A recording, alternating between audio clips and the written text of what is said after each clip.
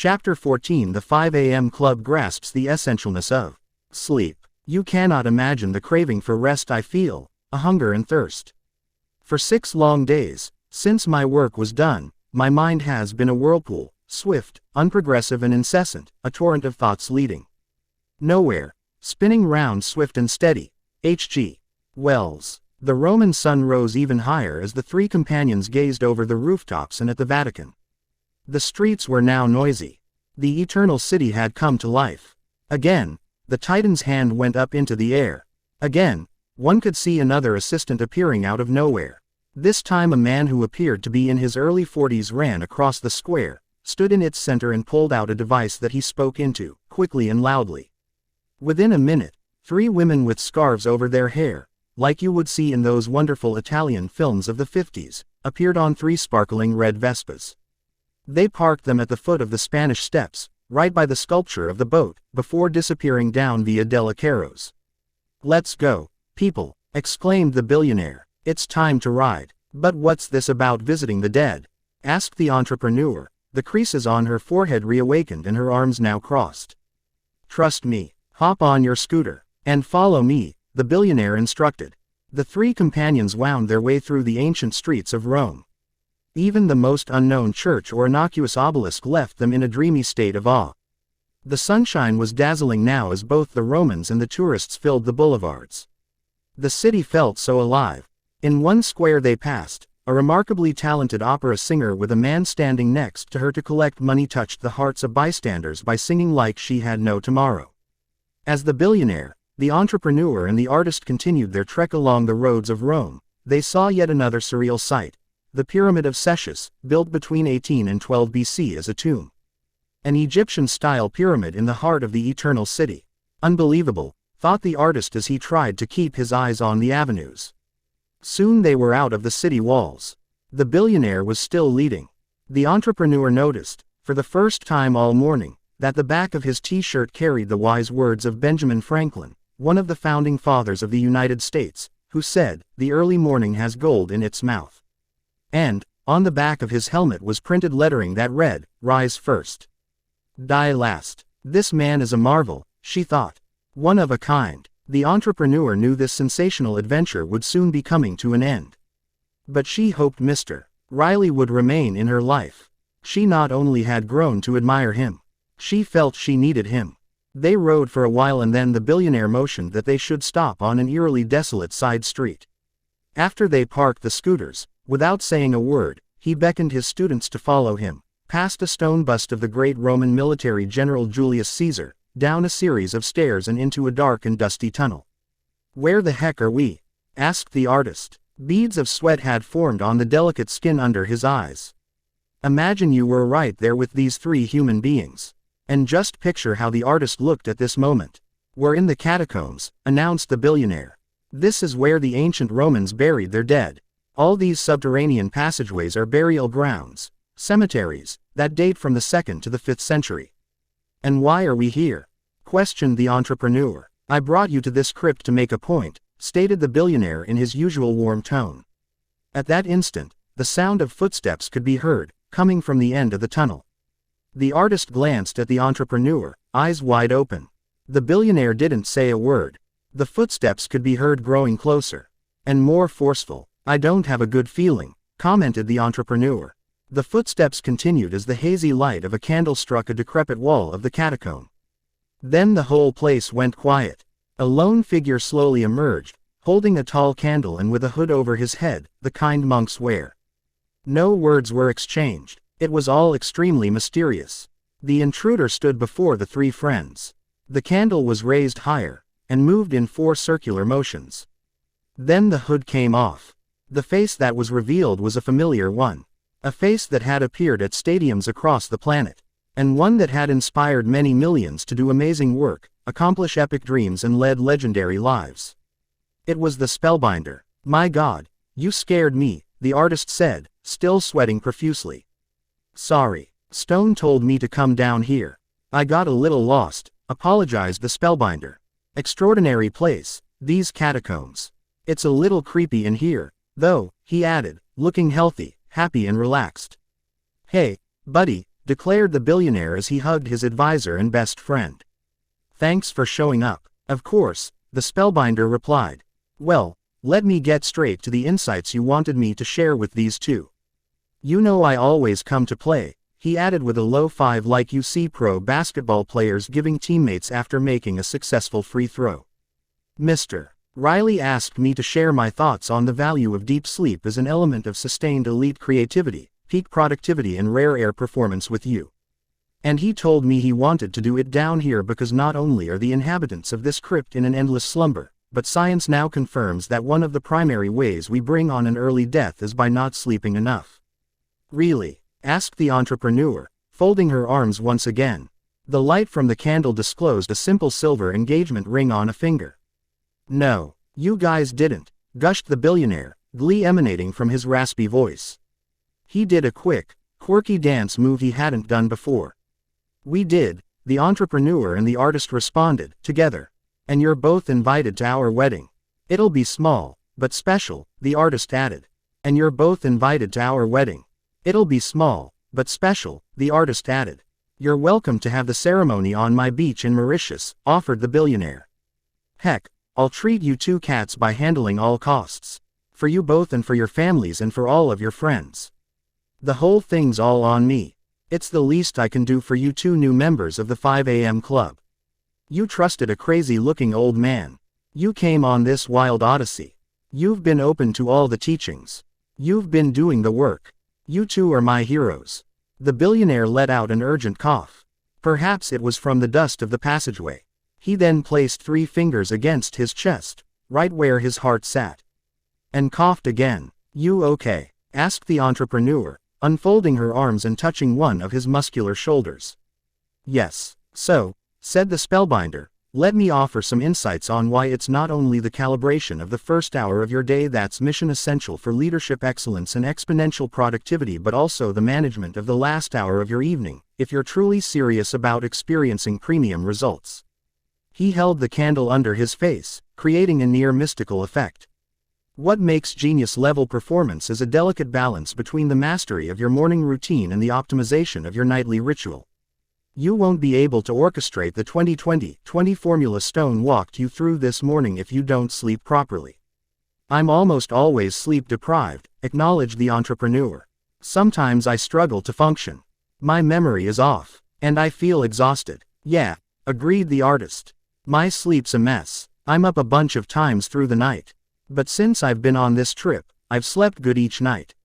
"That's great to hear, because we're in midst of a ferocious global sleep recession," vocalized the spellbinder, clearly articulating the dramatic languaging he'd become internationally known for. "The internet and social media and the widespread absorption with our devices are fueling much of it. Research is now confirming that the blue light emitted from our tools of technology reduces the amount of melatonin within us. Melatonin is the chemical that informs your body that it needs to get sleep. There's zero doubt that checking your gadgets all day long impairs cognitive function, as you've learned. And there's no question at all that being in front of your screens before bedtime causes sleep dysfunction. I could go deeper and explain how the light of your devices activates photoreceptors called intrinsically photosensitive retinal ganglion cells that limit melatonin production and negatively affect your circadian rhythm, which hurts your sleep. But you get my point here." "I do," confirmed the entrepreneur. "I really do. I'll restructure my pre-sleep routine so that I wake up at 5 a.m. feeling better and full of energy. I promise to do this so I rest well and so I can implement the 20-20-20 formula flawlessly. For the 66-day minimum, until it becomes an automatic habit," interjected the artist. "And then for the rest of my life, so it actually becomes easier to run the 5 a.m. method than to stay in bed sleeping." When we don't sleep enough, the spellbinder picked up, not only is it fiercely difficult to get up early, but a number of other highly damaging things impair your productivity and minimize your performance along with reducing your happiness and eroding your health. "Tell us," requested the entrepreneur. "Yes, tell them," encouraged the billionaire, now squatting in the catacomb. "This posture's really good for your lower back as well as for your digestion," he added, oddly. "Well, when you sleep, and the key here is not only the quantity of sleep but the quality of your sleep states, your neurons shrink by 60% as cerebral spinal fluid washes through your brain. It's also been discovered that the lymphatic system, which was previously believed to be only in your body, is in your skull, too. All this means that we, as human beings, have evolutionarily architected a powerful process to essentially wash the brain so it stays in optimum condition. And this cleansing mechanism only happens while we sleep. Unbelievably interesting, the entrepreneur noted. Tell them about HGH, implored the billionaire. Sure, said the spellbinder. HGH, human growth hormone, is produced in the pituitary gland of the brain and is important for healthy tissues in your body, a strong functioning metabolism and a long lifespan. Increased levels of HGH raise your moods, cognition, energy levels and lean muscle mass, while reducing your cravings through the regulation of leptin and ghrelin. Here's the main point. While HGH is released through exercise, which is part of the reason pocket number 1 of the 20-20-20 formula is such a game changer, 75% of HGH production happens when you sleep. And here's the real key. To maximize the process of the brain being washed properly and HGH being produced excellently so you expand your creativity, productivity, vitality and longevity, you need 5 complete 90-minute sleep cycles. That's what the scientific studies are now confirming. That's 7.5 hours of sleep each night. You also should know that research proves that it's not only sleep deprivation that kills. Oversleep, 9 or more hours, also has been shown to shorten life. Do you have a learning model for us that explains all this, so our awareness gets super clear and calibrated versus vague and lame? Asked the artist. Good job, Stone. You taught them the 3-step success formula, applauded the spellbinder. The billionaire, still near to the dirty floor of the crypt, nodded. Then he burped. Yes, I do have a framework for you, confirmed the spellbinder. I've deconstructed my own evening routine that has helped me consistently sleep wonderfully over all these years. The spellbinder then pulled out a flashlight that had been hidden in his robe. He unscrewed the top portion, revealing a secret compartment in the tube. From it, he extracted 2 thin scrolls, handing one to the entrepreneur and the other to the artist. The following diagram appeared on each scroll. I don't know how to thank you, the entrepreneur said. Both of you, she indicated, looking over to the billionaire, who was now doing sit-ups in the candlelight while whispering, great fortune and weighty wisdom keep coming my way. I'm always a leader, never a victim. A lion, not a sheep. I love my life and am making it even better every day. And the more people I help, the more happy I am. I second my beloved's gratitude, commented the artist. He reached over and lovingly stroked the entrepreneur's hair. If the world knew and applied the philosophies and methodologies of the 5 a.m. Club, every human being alive would transform, the entrepreneur reinforced. And I now get that awakening with the sun isn't at all about getting by on less sleep. It's more the old, early to bed, early to rise, point. And as each of us does our part to make our personal revolutions, every relationship in our life, from the one we have with our craft to the connections we share with each other, improves with us, offered the artist. Sort of like Mahatma Gandhi's words, be the change you wish to see in the world, added the entrepreneur, her face glowing in the soft light of the candle as she rubbed her new ring. I read a little about his life before I went to sleep last night. With all due respect, pronounced the spellbinder compassionately, Mahatma Gandhi's actual words have been adjusted over the years, to become a soundbite that suits a culture experiencing a collective deficit of attention. What he actually said, interrupted the billionaire, was, if we could change ourselves, the tendencies in the world would also change. As a man changes his own nature, so does the attitude of the world change toward him. We need not wait to see what others do.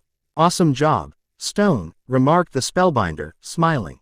But I do appreciate your larger point, he said kindly to the entrepreneur.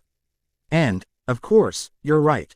My personal ask of both of you is that you'll share as many of the principles and mental models as you can with as many people as possible.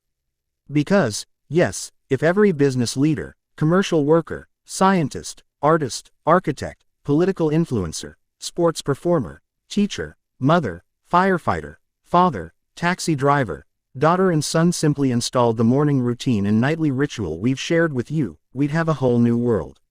A lot less sadness, rudeness, mediocrity and hate. And so much more creativity, beauty, peacefulness and love. And now, I need to leave, announced the spellbinder. See you tonight at dinner, Stone. Cacio e peeps on the menu, right? "Of course," replied the billionaire as he stood up. He began to cough again and appeared unsteady for a moment. His left hand trembled. A leg wobbled. The spellbinder quickly looked away. "I need to go," was all he said before dissolving into the darkness of the tomb. The three who remained made their way out of the crypt, back up the stairs and into the blinding Roman sunlight. The billionaire started his scooter and waved for his guests to follow. They ventured down a maze of narrow streets, past an antiquated aqueduct and back through city walls. Soon they were navigating the congested streets of the historical center and traveling down Via dei Condotti. After parking their scooters, the entrepreneur and the artist followed the billionaire up the Spanish steps. "Well," he declared, "this brings us full circle to where we began this morning's mentoring session at 5 a.m. Before I let you cats go for today, I have one last super gnarly model for you too. The spellbinder taught it to me when I was much younger, and it proved itself to be priceless. I know it'll wrap up this morning's teachings with a very neat bow." The billionaire clapped his hands with a thunderous whop. A whirring noise could be heard in the distance, emanating from Villa Borghese. Soon, the sound grew louder and closer. An object hovered above the heads of the billionaire, the entrepreneur and the artist. Tourists sitting on the Spanish steps, sipping espresso and eating gelato, turned their eyes toward the heavens, trying to figure out what was going on. "You would have enjoyed being there, at that fabulous moment. Mamma mia!" cried an elderly woman in a free-flowing flowery dress. She was holding a baby in one arm and a bouquet of glamorously colored tulips in the other. "It's a drone," yelled a teenage boy sporting a snapback cap, a denim jacket with "Doubt is not an option" stitched into the back of it and ripped jeans with humongous holes at the knees. For some unknown reason, he was barefoot. The billionaire began to expertly pilot the little aircraft to a precise landing as smooth as the surface of a lake on a sweltering summer afternoon. He winked at his two students. "Still got the gift," he beamed. The drone carried a wooden box that, when opened, contained a thin sheet of glass with a learning model on it. "Here's what the diagram on the glass looked like. I thought you guys would find this very detailed step-by-step game plan for an amazing day valuable. Of course, this is just one possible way to carve it out. You'll notice the evening regime is a little different from the spellbinders. As usual, how you apply all these tactics we've shared is completely up to you. It's your life. Live it as you choose. And yet, this particular framework helped me tremendously because it took many of the powerful elements of the 20-20-20 formula I walked you through earlier this morning along with key aspects of a world-class pre-sleep process and built them into an immensely specific daily map that anyone, and I do mean anyone, can run to experience amazing days, consistently. It's like a food recipe. Follow the steps, and you'll get the results. And amazing days create an upward spiral into amazing weeks and amazing weeks morph into amazing months, stated the artist, closing his journal. And amazing months become amazing quarters and amazing quarters yield amazing years and decades and ultimately, added the entrepreneur, closing her journal. An amazing lifetime, the three said together. Day by day, step by step, an epic existence gets handcrafted, summed up the billionaire, wearing his fashionable shades, the kind the in-the-know Romans sport in their effortlessly stylish way that displays an "I don't try too hard to look this phenomenally cool" kind of attitude. More seagulls flapped their wings and made those annoying sounds seagulls seem to enjoy making. The billionaire was clearly an exceedingly loving soul, not just rich in money, but also wealthy of heart. But he did detest seagulls and the way they had done a takeover of many of the rooftops in the core of Rome over the past few years. Need to do something about those feathered creatures, he ruminated, displaying uncharacteristic irritation. Anywho, now you know why I brought you to the Spanish steps. Generating explosive productivity, elite health, exceptional prosperity, sustained joy and boundless inner peace really is a step-by-step game. Small, daily, seemingly insignificant improvements, when done consistently over time, do yield staggering results. Daily micro wins and infinitesimal optimizations really are the surest way to a life that you'll be ever so proud of at the end. This truly is one of my favorite places in the world, you know. I wanted you two to be with me to not only teach you the transformational process of the 20-20-20 formula, but also to reinforce the reality that living remarkably is indeed an upward spiral to the top of a staircase of success and significance. And as you take this journey toward the fullest experience of your highest greatness, step by step, a magic and beauty as obvious as you now witness here will infuse your days and only accelerate over your years. Of this you can be sure. After carefully scanning the learning model on the glass, the entrepreneur wondered aloud, what's the 90/90ths one rule? And the 60/10ths method? And I don't understand some of these other notations. And what do 2WW and 2MP on the framework stand for? Asked the artist. You'll learn soon enough, the billionaire responded, generating suspense. You both should know I've saved the best, and most valuable, teachings for the end of our time together. The billionaire then hugged the entrepreneur and the artist, tighter than ever before. They could see tears slowly filling his eyes.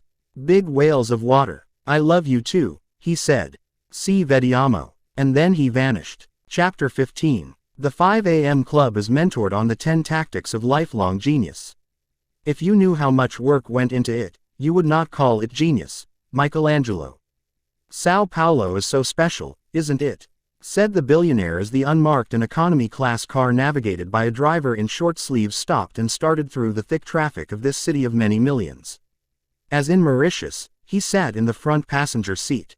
The three companions had just landed at the jetport and were heading to a boutique hotel in the center of this financial capital of Latin America.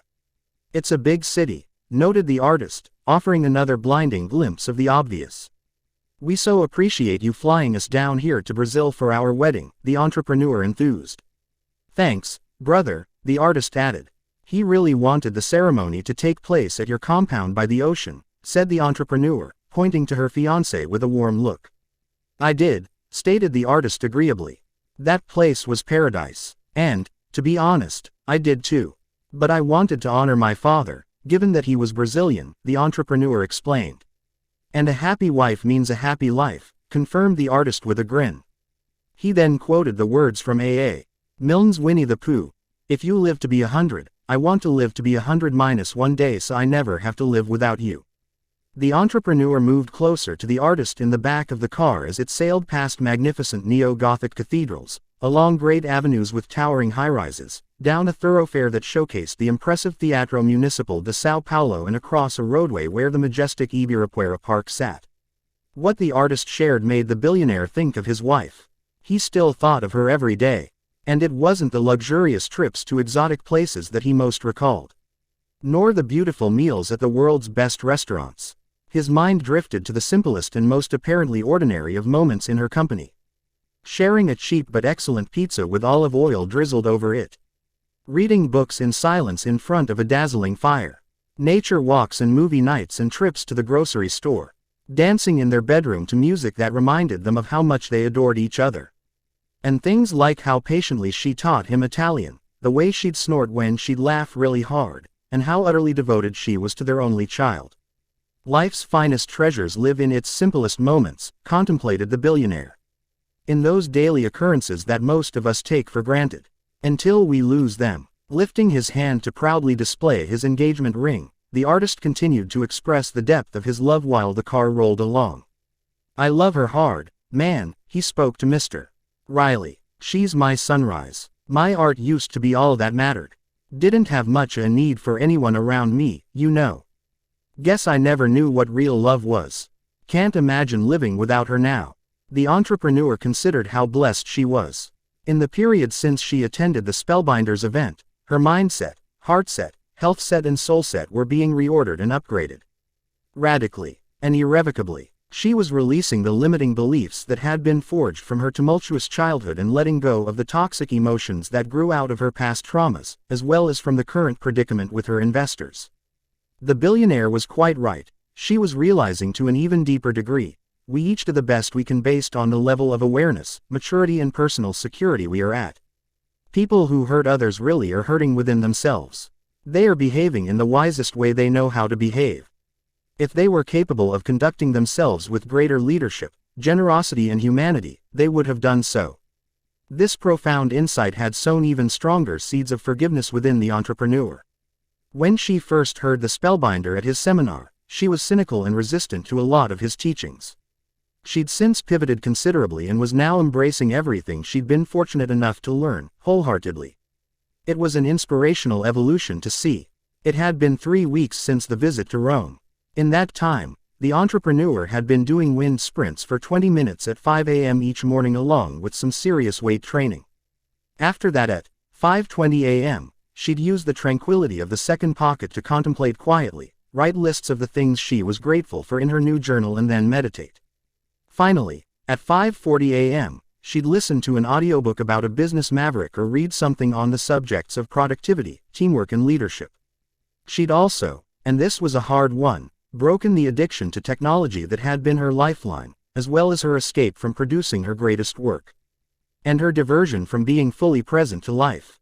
During these fantastic days away from her office, she'd been creating the brightest output of her career, leveraging the phenomenon of transient hypofrontality the billionaire had taught her to orchestrate results at a level of genius she'd never experienced before. And reclaiming the sense of inner well-being she'd lost. Everything she was applying was delivering enormous rewards. Everything in her life seemed to be clicking again. She was fitter than she'd been in years, happier and more serene than she'd ever known, and more productive, during the periods she was away from the artist, conducting business, than she'd imagined she could be. All thanks to the 5 a.m. club, which she understood, more and more, allowed her to protect her natural talents in a commercial world of such noise, stress and invitation to relentless interruption. The victory hour was providing her with an insulated period, at the front end of her day, to build her 4 interior empires. So she could construct outer ones. With her newfound hopefulness, confidence and forgiveness, she'd even made excellent progress in negotiating a solution with her investors. She was excited that, shortly, the whole horrible ordeal would be behind her. And soon, she'd be married. She'd always wanted someone special to share in her delights and successes. And she'd always wished to balance her hunger for fortune-making with her dream of having a family. The kind of family she'd missed being part of as a girl. Just as the entrepreneur was about to respond to the artist's musings on the extent of his love, a gunshot rang out. The glass of the vehicle's windshield shattered, instantly looking like a spider's web. 2 broad-shouldered men in ski masks, with machine guns over their shoulders, violently motioned for the driver to unlock the doors. When he attempted to accelerate out of harm's way, another bullet pierced the glass, grazing the chauffeur's ear and prompting an outburst of blood. "Open the door," instructed Mr.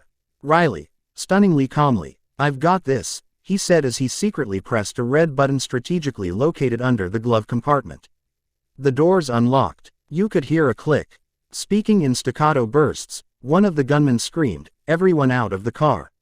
Now, or you die." As the occupants of the car followed the orders, the other gunman grabbed the entrepreneur by the neck.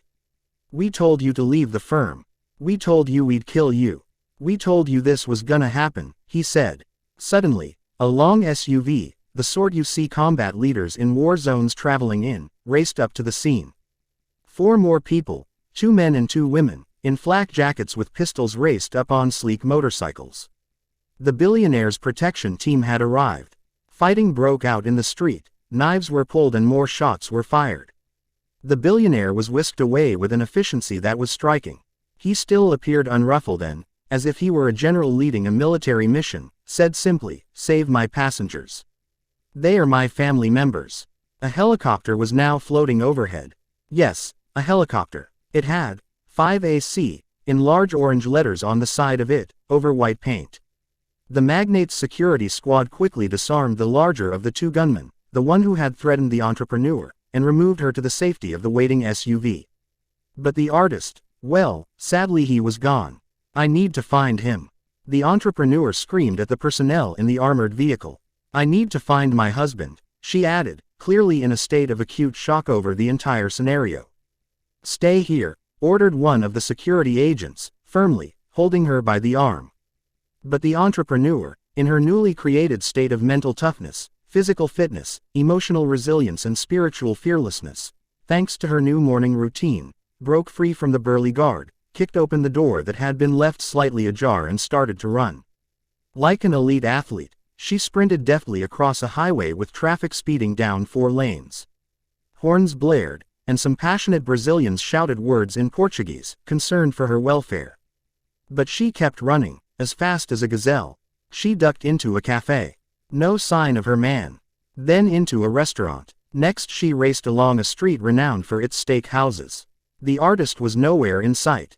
Then the entrepreneur spotted his notebook, the one in which he had made all his notes from the lessons of the spellbinder and the billionaire. The same notebook she saw him clutching tightly when they first met, seemingly randomly, in the conference hall, when she was at the darkest place of her life. And he, as an angel of sorts, made her feel safer, calmer and happier by his loving presence. What happened next was tragic. As the entrepreneur slowed down to a walk and turned onto a thin slice of an avenue, she saw blood. Not a pool of blood but drops and specks of fresh blood. Oh, God, please, no, she cried out. Frantically, she continued following the trail, pushing past a series of parked cars, a mother with a baby in a stroller and a line of elegant houses. Please don't let him die, the businesswoman prayed. Please, God, I'm here. Over here, a squeaky voice rang out. The entrepreneur darted in the direction of the artist's calls. Growing closer, she spied the gunman holding a revolver directly to the head of her fiancé. The thug had removed his ski mask. One could see that he was young, and looked extremely scared. Look, declared the entrepreneur, behaving courageously and slowly walking over to the two men. Look, she repeated, I know you don't want to hurt him. I know you don't want to spend the rest of your life in a prison cell. Just give me the gun and you can go. I won't say a word to anyone about you. Just give me the gun. The gunman was frozen, speechless, and shaking. Slowly he turned the gun away from the head of the artist and aimed it squarely at the chest of the entrepreneur. Just relax, she implored in a fierce yet empathetic voice. She continued walking toward her fiancé and the kidnapper. I'll kill you, shouted the bandit. Stay there. The entrepreneur took step by careful step while staring directly into the eyes of the gunman. She now had a soft smile on her face. Such was the grade of her newly earned bravery. So was the degree of her considerably enhanced confidence. After a long pause, the criminal stood up. He stared at the entrepreneur with what looked like a combination of mountainous respect and visceral disbelief. Then, he hurried away. Baby, are you okay? The entrepreneur embraced the artist tenderly. Gathering his composure, though perspiring unstoppably, he replied, Born okay, baby. Born okay. You just saved my life, you know. I know, she said. I didn't do it because we're about to be married, you know. I didn't save you because I love you. What? Questioned the artist. Then why did you do what you just did? I mean, that was incredible what you just pulled off. Totally gangster. I did it because of the club. What are you talking about? Asked the artist, bewildered. I did what I did because of the powers I've developed as a member of the 5 a.m. club. That's how I was able to do what I just did. It all really works. All of it. Everything we've been taught in Mauritius. In India. In Rome. And the main reason I saved your life isn't because you'll soon be my husband and we'll have great kids and then grandkids and a bunch of dogs and cats and hopefully even canaries at our home, she gushed. No, I saved you only because you're also in the club. And Mr. Riley said we have to stick together. And to have each other's backs. Are you serious? Asked the artist, loudly. He wasn't pleased with what he'd heard. Of course not. I'm just playing. Babe, laughed the entrepreneur. I adore you. I'd give my life for you any day of the week. Now let's go find Mr. Riley. Let's make sure he's okay. The next day, after they had recovered from their dramatic experience, they met in the billionaire's penthouse at the chic hotel. Mr. Riley looked lean, focused and very happy. Quite the spree yesterday. Cats, he stated in a way that suggested that what they'd endured was nothing more than a brisk walk through a flower-filled park. That was brutal, the artist replied. You talk about trauma. That was traumatic. You, my friend, were quite the hero yesterday, declared the billionaire proudly while focusing on the entrepreneur. You, young lady, are a miracle on two legs. Thanks, she said, shifting her feet a bit and making sure the artist was okay. I watched you roll. I saw your cool. I noticed your concentration under extreme pressure. And your superhuman levels of performance. This goddess of a woman here saved my life, the artist acknowledged enthusiastically. You two love cats are just beginning to get a taste of the benefits of joining the 5 a.m. club. Just imagine you two after applying the 66-day minimum. Then after 6 months of running the world-class morning routine you've now discovered. Consider the way you'll capitalize on your potential, optimize your performance, and be useful to our world in a year. Always remember that the greatest of leaders were all servant leaders. The less you make it all about you, and the more your obsession focuses on the upliftment of others, the more you'll increase your identity as a genuine empire builder.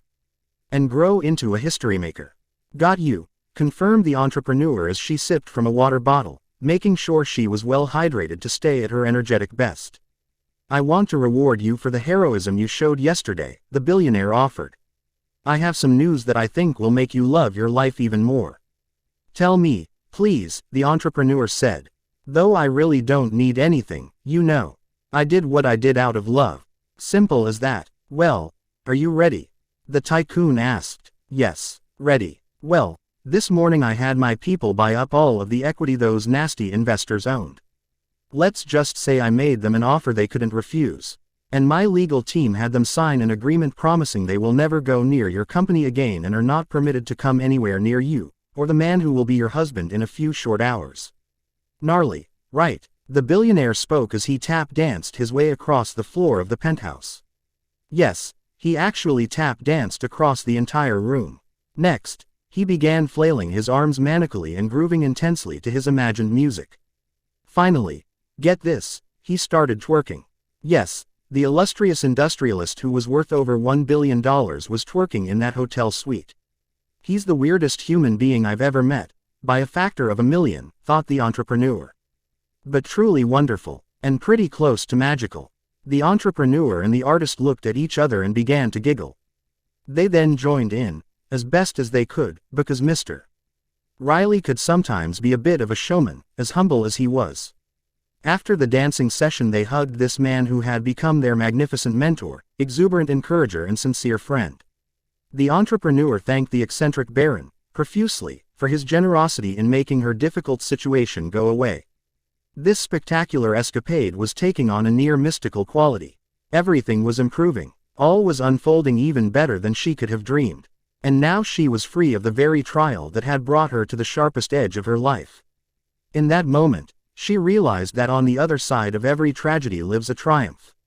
And beyond adversity exists a bridge into enduring victory, if one has the eyes to see it. Anywho, said the billionaire, today's session will be a quick one. My chief of staff is attending to every detail of your wedding as we speak. You'll have the Casablanca lilies you requested, the music you both suggested, and every detail will be calibrated to world class. It's just the way my team and I roll. Oh, all your guests have been flown in on a series of my jets. Everybody's here, and everyone's full of delight. Especially me. The Titan let out another intense cough. And then two more. His arms started to tremble again as he sat on a modern-looking wooden chair covered by a swatch of white leather, the kind furniture craftspeople in Sweden and Denmark make. For the first time, a look in his eyes revealed hues of fear. I'll beat this monster, he whispered to himself. You're messing with the wrong dude. He pulled out his wallet, extracted the worn picture of his wife, gone so long ago, clasped it to his heart and centered himself on the essential points of the morning's discourse.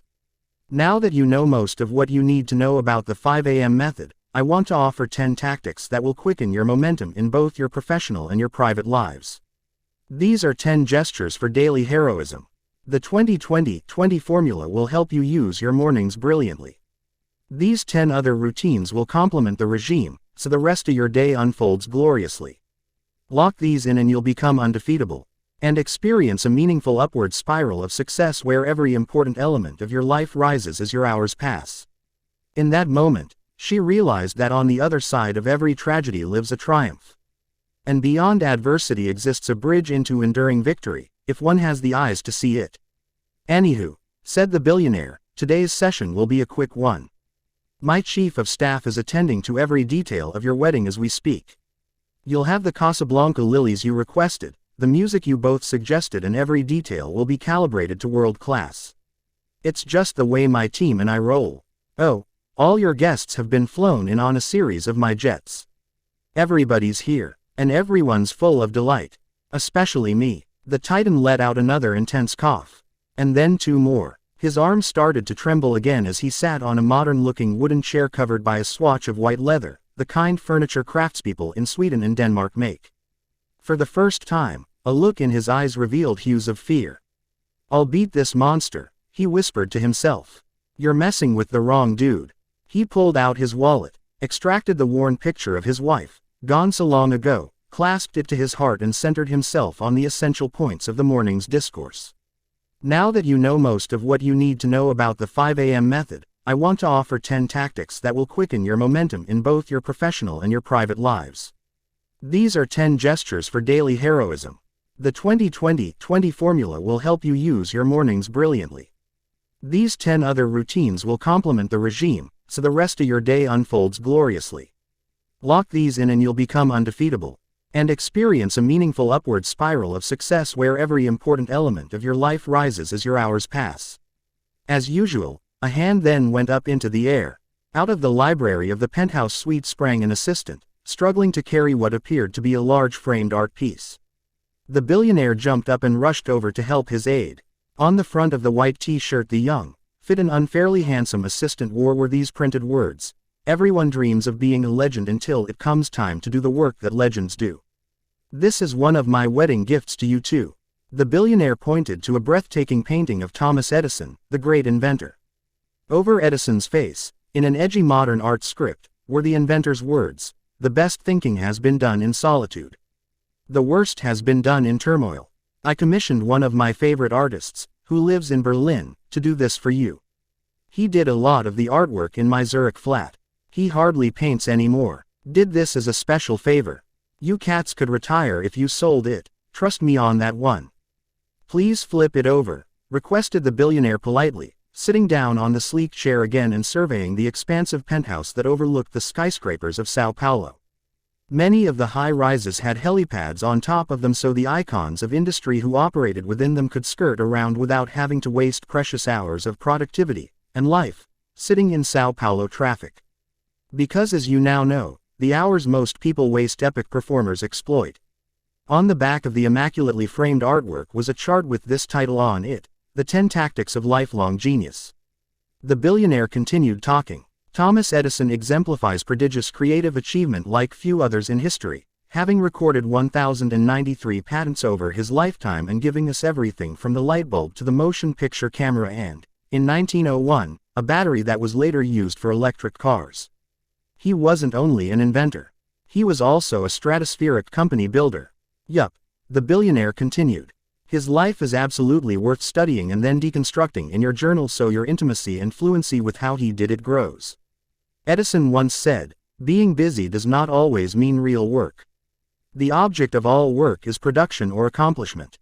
And as you granulate the inventor's achievement formula, please go deep on studying his ability to focus." Edison also observed, "You do something all day long, don't you? Everyone does. If you get up at 7 o'clock and go to bed at 11, you have put in 16 good hours, and it is certain with most men that they have been doing something all the time. The only trouble is that they do it about a great many things and I do it about one. If they took the time in question and applied it in one direction, to one object, they would succeed." "That's on point," observed the artist, who was dressed in black gear this morning and wearing his standard-issue combat boots. He'd shaved off his trademark goatee. "It goes to the point you made in Mauritius about us waking up with a limited amount of cognitive bandwidth and every distraction that steals our attention lowers our chance to do masterful work. Because we leave attention residue on every diversion that we allow into our workplace and life space. And if we're not really careful, we'll end up with the digital dementia referred to on the last diagram you shared with us in Rome. I'm getting this piece in a pretty big way today.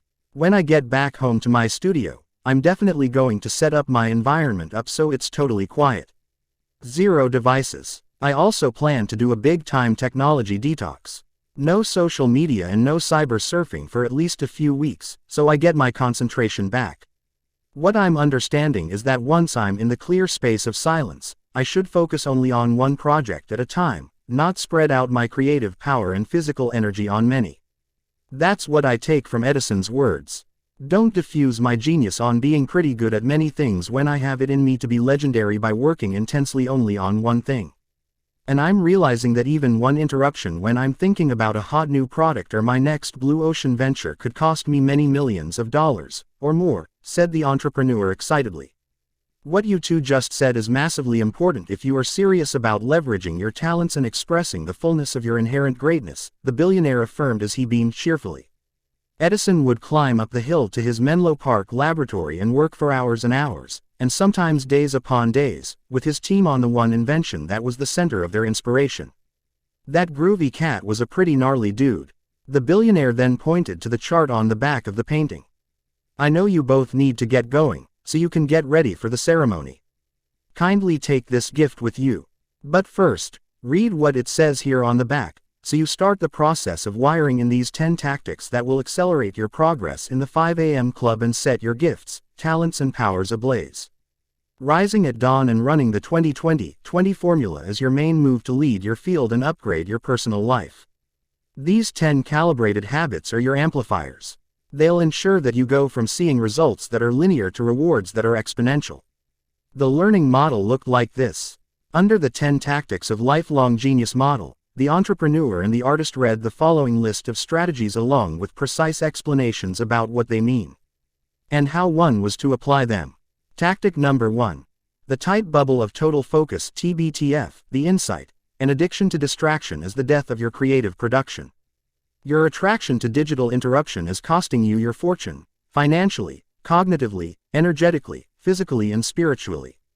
To have the income and impact only a few people currently have, you need to run your days like very few performers currently do.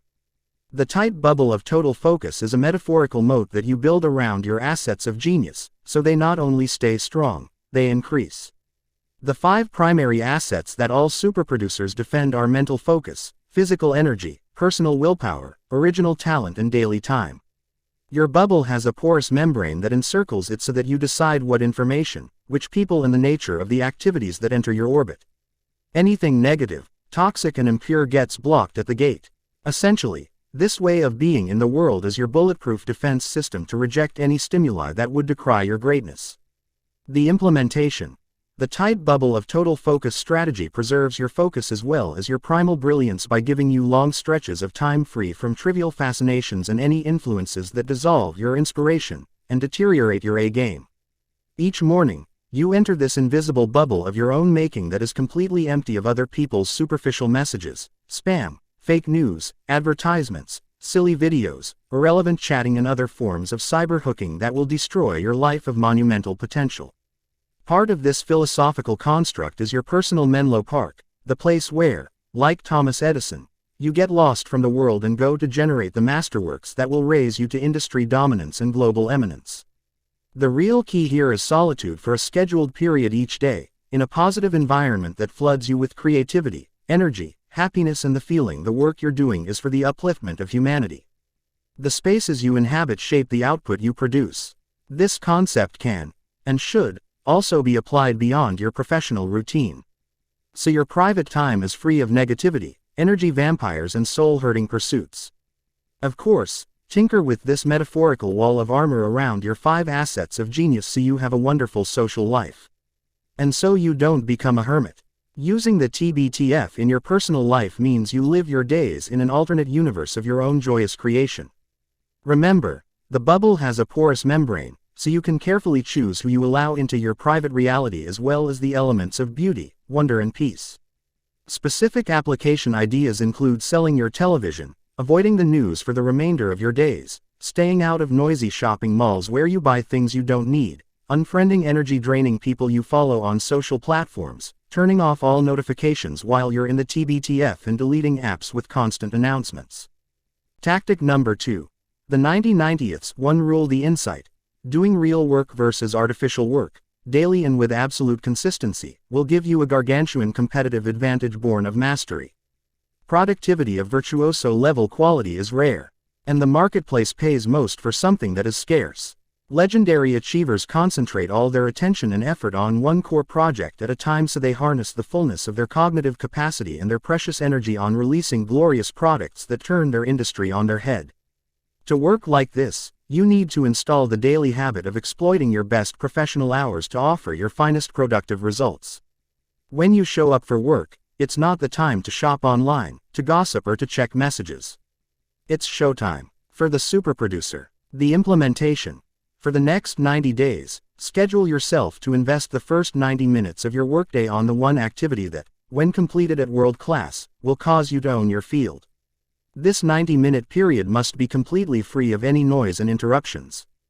Place your devices in a bag marked, "For my 90/90ths, 1 period." And then leave that bag in another room. Installing clear boundary fences that block access to temptations is a potent tactic to decrease them. Tactic number 3. The 60/10ths method. The insight.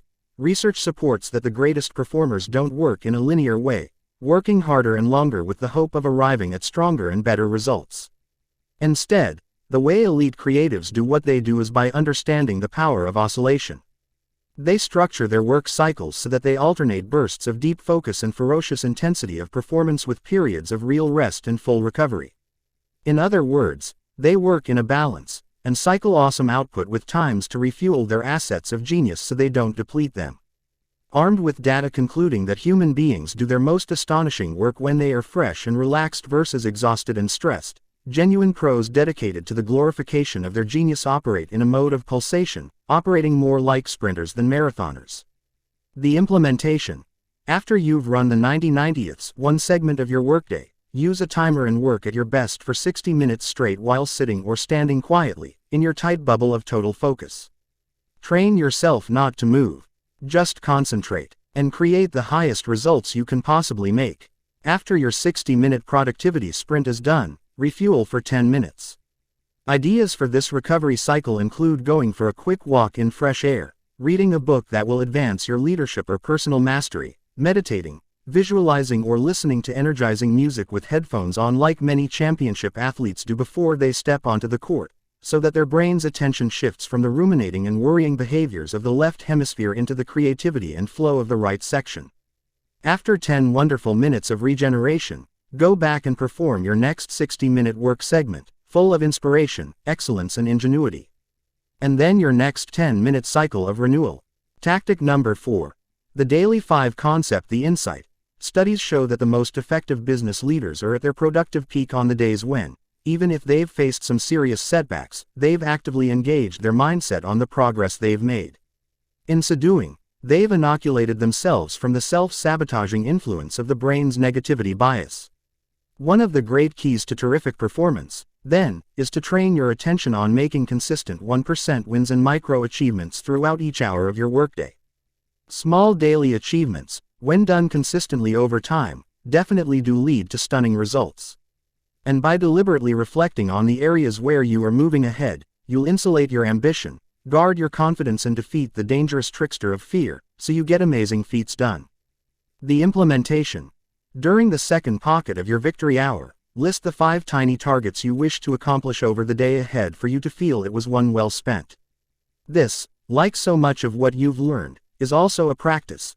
The more you do it, the easier this habit gets, and the stronger your execution ability around it grows.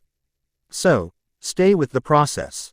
After just 30 days, you'll have accomplished 150 valuable victories.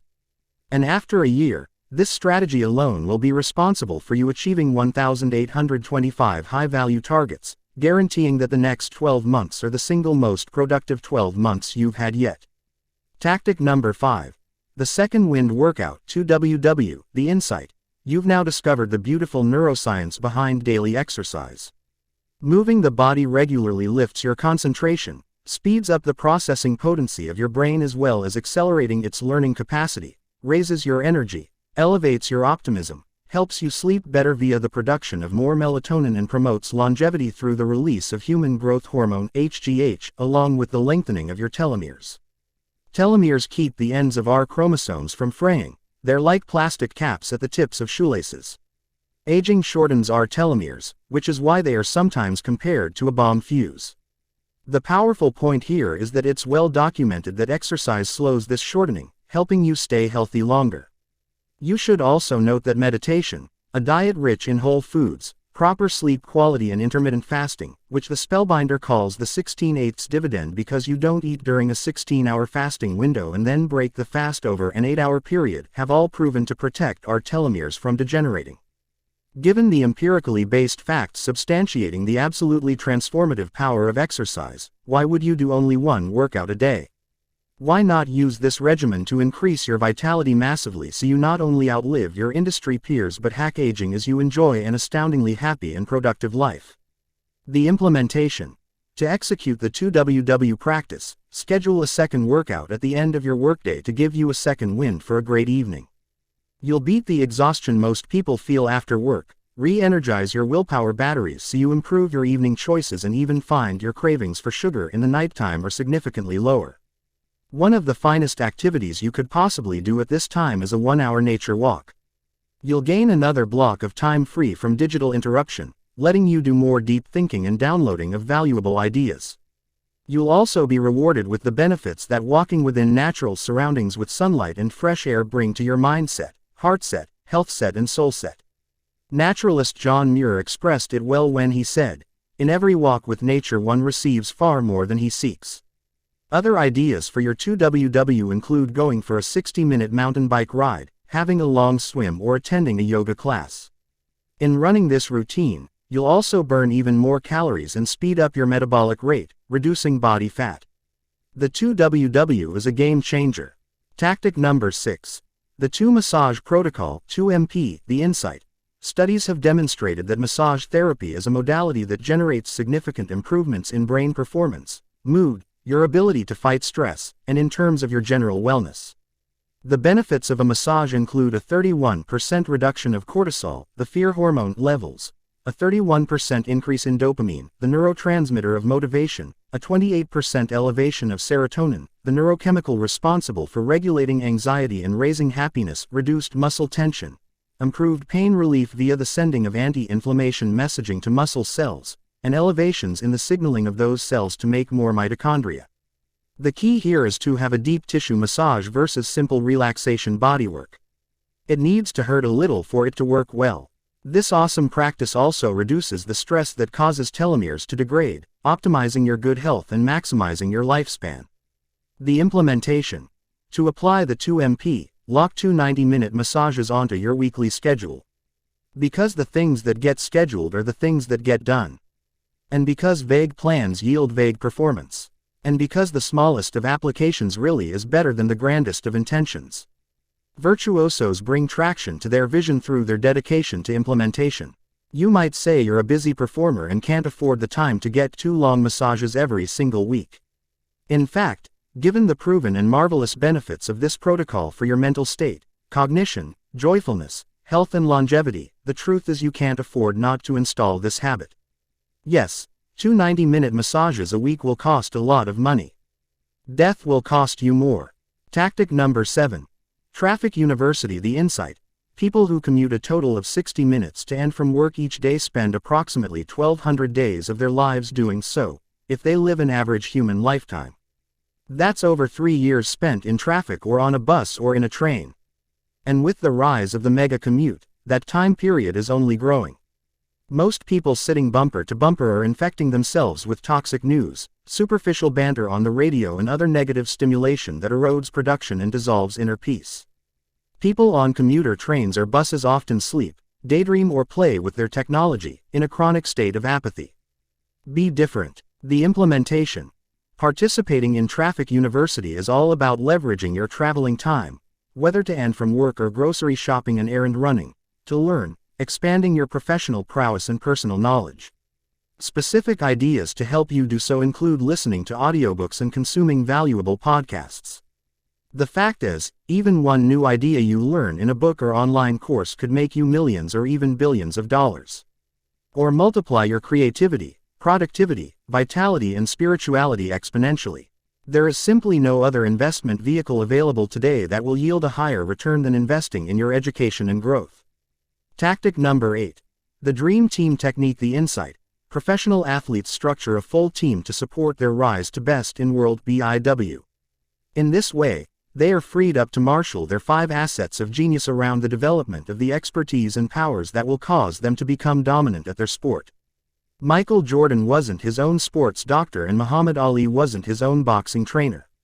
Superproducers outsource and then automate all activities except those within the realm of their mastery, allowing for purity of focus and freeing up huge amounts of time. The implementation. Delegate tasks that not only are a poor use of your hours but also diminish your happiness. Ideally, restructure your entire life so you're doing only the things you're great at and love to do.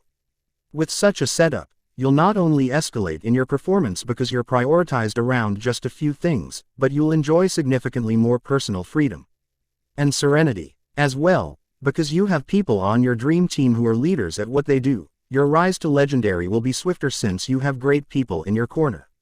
Specific members of your dream team could include a fitness trainer who you work with regularly, a nutritionist, a massage therapist, a financial coach to fortify your fortune, a relationship advisor to help you maintain rich bonds with the important people in your life, and a spiritual counselor to assist you in staying grounded on the eternal laws of a life well lived.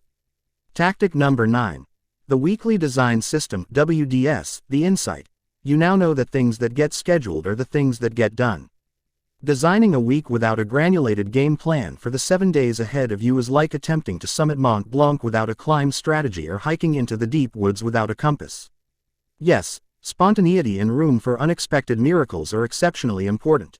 Yet, this doesn't mean you shouldn't show personal responsibility and human maturity by habituating a practice to architect a thoughtful and clear weekly script that amplifies your energy, organizes your choices, and ensures balance.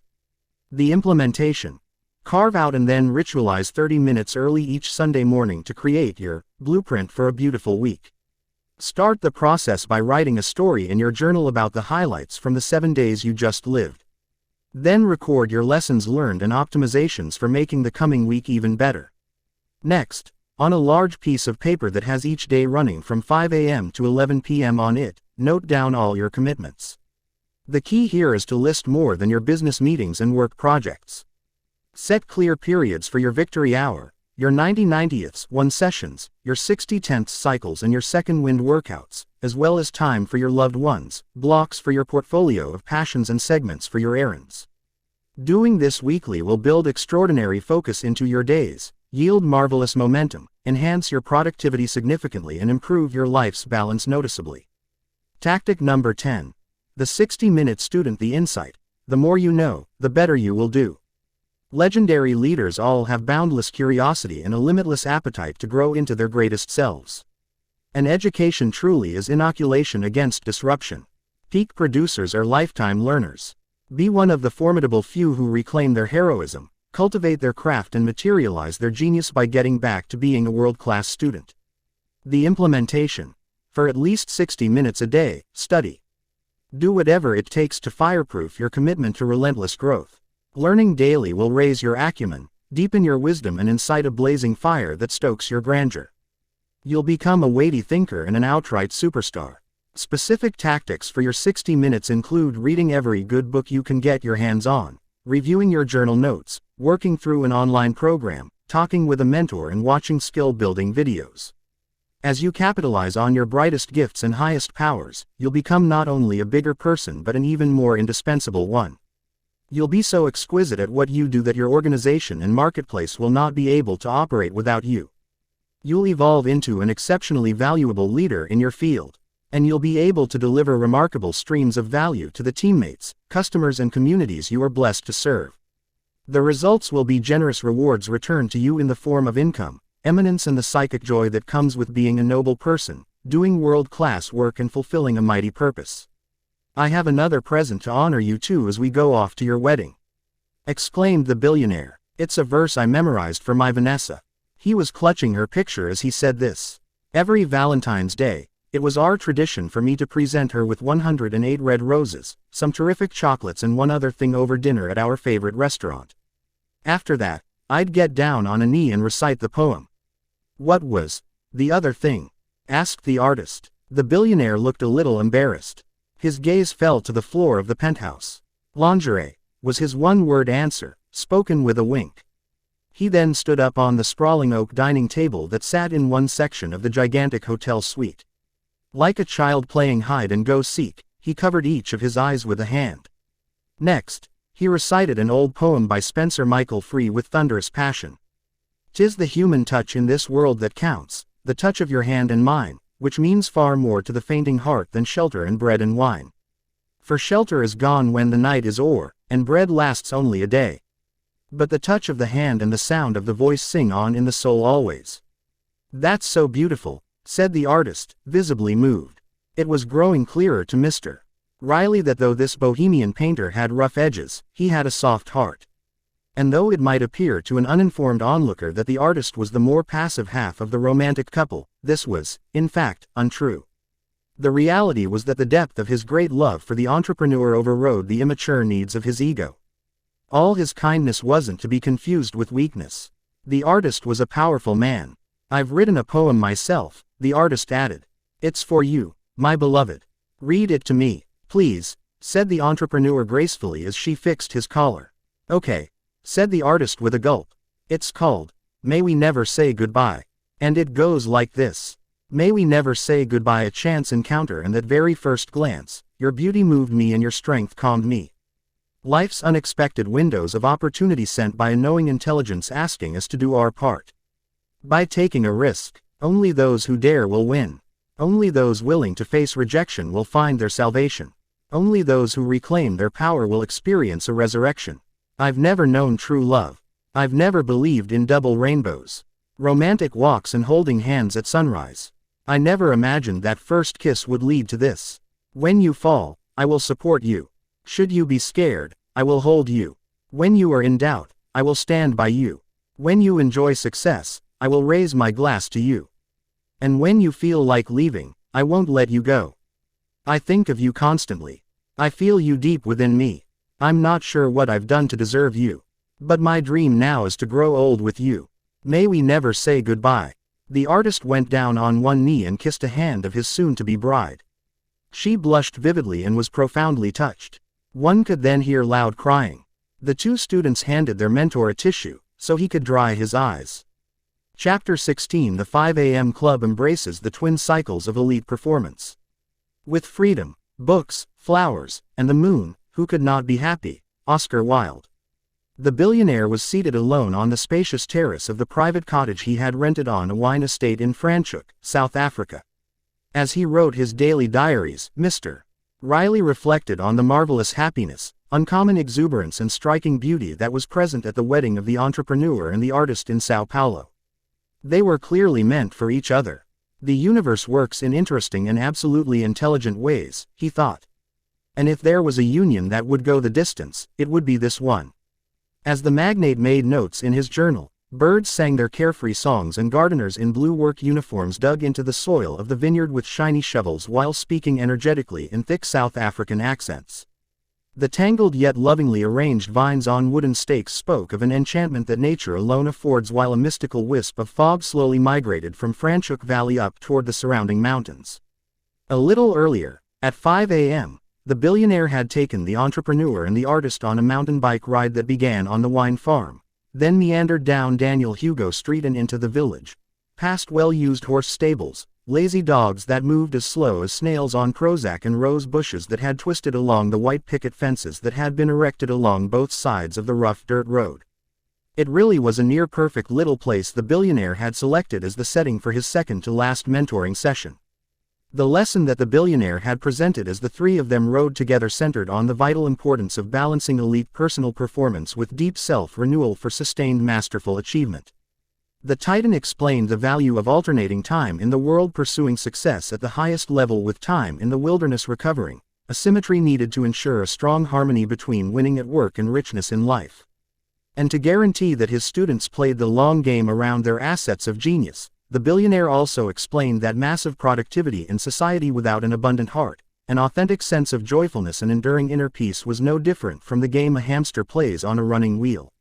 It thinks it's moving, yet it remains in a cage. As the early morning rays melted into the lush greenery, the mogul pedaled his shiny red bicycle, talked excitedly and laughed festive, optimistic, truthful laughs. The kind of laughs we all long to experience more of in our lives. He also continued to cough a lot. One time he even spat up some blood. Yet, because the billionaire seemed vibrant and unusually healthy, the entrepreneur and the artist remained only somewhat concerned for their generous mentor's well-being. Perhaps this was their mistake. But the newlyweds were so in the moment that they didn't spend much time trying to figure out what was going on.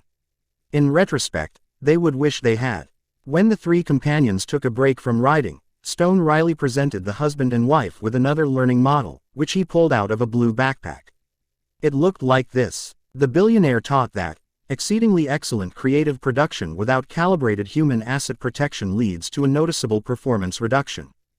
What he meant by that was this: becoming legendary in your industry is all about sustainability. And making sure you show up at world class not just for a month or even for an entire year. The real sport of the captains of commerce, the great masters of the arts, the visionaries of the sciences, the heroes of the humanities and the giants of athletics is preserving your A game over a lifetime. Longevity really is a key to legendary, he reinforced. This, he told his two appreciative students, is one of the main keys to your rise to iconic. You really must learn how to balance working intensely and brilliantly with deep rest and recovery so you can remain fresh and strong over a long career. As you do this, you won't blow out your gifts by hyperextending them, in the same way that some pro athletes blow out their knees, preventing them from ever playing again. The geniuses all know and apply this remarkably important principle. As the billionaire sipped sweet, dark coffee, he explained that what makes the great men and women of the world exceptional, in part, is their implementation of a phenomenon known as supercompensation. Just as a muscle tears when you stress it to the edge of its capacity and then actually grows during the pause of recovery, your 5 assets of genius surge when you actively push them past their usual limits and then allow for a period of regeneration. Mr. Riley pointed to the framework on the paper and said, "See, cats, the little-known key to terrific success over the long term lies in a simple word: oscillation. I mentioned it in Sao Paulo, but you're both ready to go deeper." "We definitely are," declared the entrepreneur. "Get this," the billionaire said. "When scientists studied the great Russian weightlifters, they discovered that the secret behind their undefeatability was their work-rest ratios." "What does that mean?" asked the artist as the companions walked their mountain bikes along a trail at the edge of a fabulous vineyard. "Your growth happens when you're resting," replied the billionaire in a straightforward way. "Makes no logical sense, right?" the billionaire went on. "In fact, this productivity rule is one of the most central yet paradoxical truths. The spellbinder revealed itself to me as I was building my global empires. The mainstream thinking tells us that to get more done, we must put in more hours. To achieve more, we need to do more. But solid research now confirms that that kind of linear approach, work harder to produce better, is seriously flawed. It isn't sustainable. It just leads to burnout, exhaustion, loss of inspiration and the reduction of your private fire to lead the field and enhance our world. That old school way of operating also causes a visceral depletion of the very human resources, which, if applied intelligently, will make you the master of your marketplace." "What you're sharing reminds me of the 60-tenths method," remarked the artist happily. He was dressed in the riding gear the billionaire had provided. And, given his now daily practice of the 20-20-20 formula as a member in good standing of the 5 a.m. club, he looked significantly fitter, more focused, more energetic, and more confident than when he showed up at the Spellbinders conference. His transformation was quite marvelous. "Superb point," applauded the billionaire. "And you're right. Yet the learning model I'm about to walk you through is so much more than that. Today you'll receive advanced insight on how to alternate work-rest periods to generate exponential productivity. You'll also learn how to have a blast while you're doing it. This morning, you'll discover how to work less yet materialize more through what pro athletes call periodization. After we're done, you both will be well beyond any superficial understanding of what it takes to triumph in your sphere while living beautifully for the rest of your life." The billionaire pointed to the part of the learning framework entitled The 5 Assets of Genius. "As you've now learned, every morning you wake up with a full battery of creative power.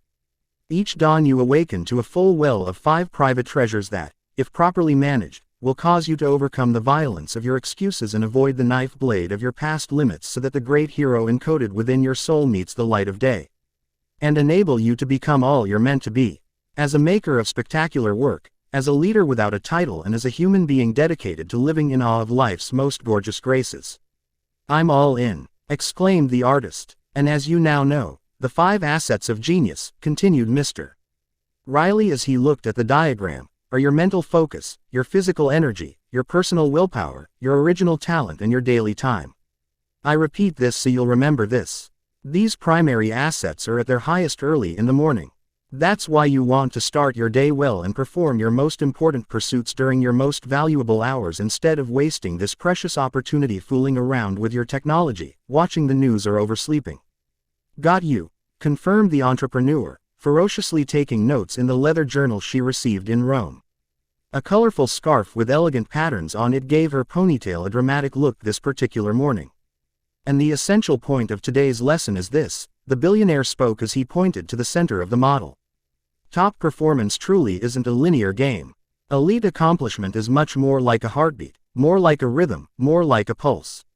If you want to show up as a great master, over decades so you literally dominate your domain for an entire career and lead a life you love well into old age, you absolutely need to alternate high excellence cycles, those periods of intense and fantastic output, with times of meaningful recovery, deep refueling cycles.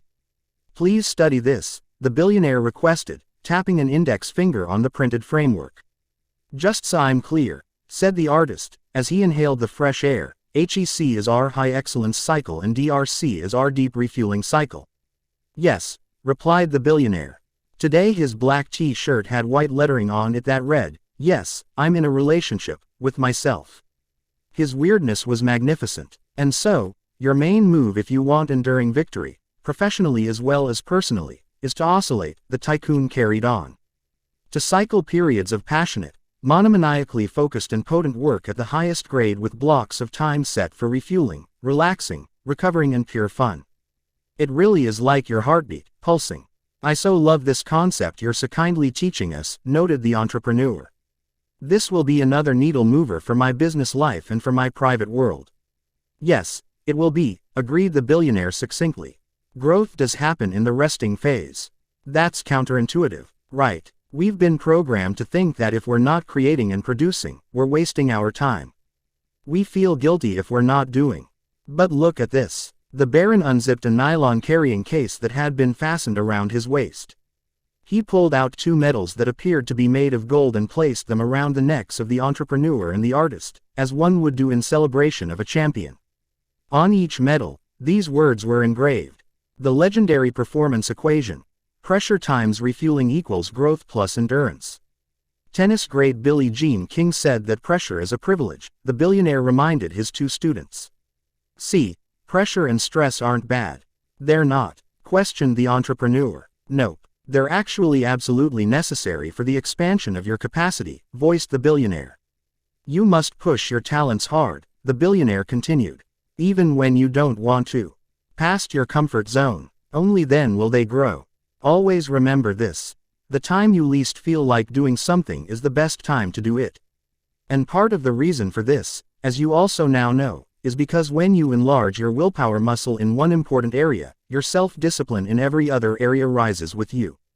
The larger point I'm trying to make here is that pressure and stress are wonderful blessings that A players exploit. Our gifts don't increase when we stay in our safety circles. Nope. Challenge and stretch your capacities past the normal. Muscles expand only when we take them past our usual limits. And then allow for some time to refuel and recover. The billionaire surveyed the vineyard. Then he added, I recall having a fascinating conversation with a pro athlete who showed up at one of my charity dinners. You know what he told me? What? Wondered the artist. I rest to allow all my training to take effect, pronounced the billionaire. Profound way of seeing things. All work and no break depletes your greatness, over time. Murmured the entrepreneur, rolling her mountain bike over to a stake and leaning the seat against it. If you want to build stronger abdominal muscles, you stress them past their current boundaries, said the billionaire. If you usually do 100 sit-ups, you do 200. If 200 is your daily quota, go up to 300. This actually causes the muscle to rip apart. The exercise physiologists call the phenomenon micro-tearing. Yet, if you want the muscle to grow, you can't keep exercising it relentlessly or you'll experience injury. You need to rest the muscles for a day or 2. And it's in that recovery cycle when the actual growth happens, interjected the artist, locking in on the principle he was learning. Absolutely correct, enthused the billionaire. Growth happens in the resting phase, not in the performing stage. Recall early on in our work together on my beach in Mauritius I told you cats I grew up on a farm, long before I moved to Malibu. Think so, spoke the entrepreneur. Mauritius feels like another lifetime ago. Well, there's a metaphor that I learned at our farm that will help you fully understand the twin cycles of elite performance. Talk to any farmer and she'll tell you about the fallow season. Before it, there's an intense period when the soil gets tilled, Crops get planted and serious work gets done. Then there's that season of resting. Seems like nothing's happening. Looks like time is a-wasting. Yet here's the neat part. It's in the fallow season that the harvest is really blossoming. All the produce that shows during autumn is just the visible end result. The billionaire slurped some more coffee. He spilled a little on his t-shirt. The container that held the Java had, "Dream big. Start small. Begin now," written on it. A yellow butterfly with tender flapping wings that had blood-red veins along them glided by. 3 eagles announced their authority overhead.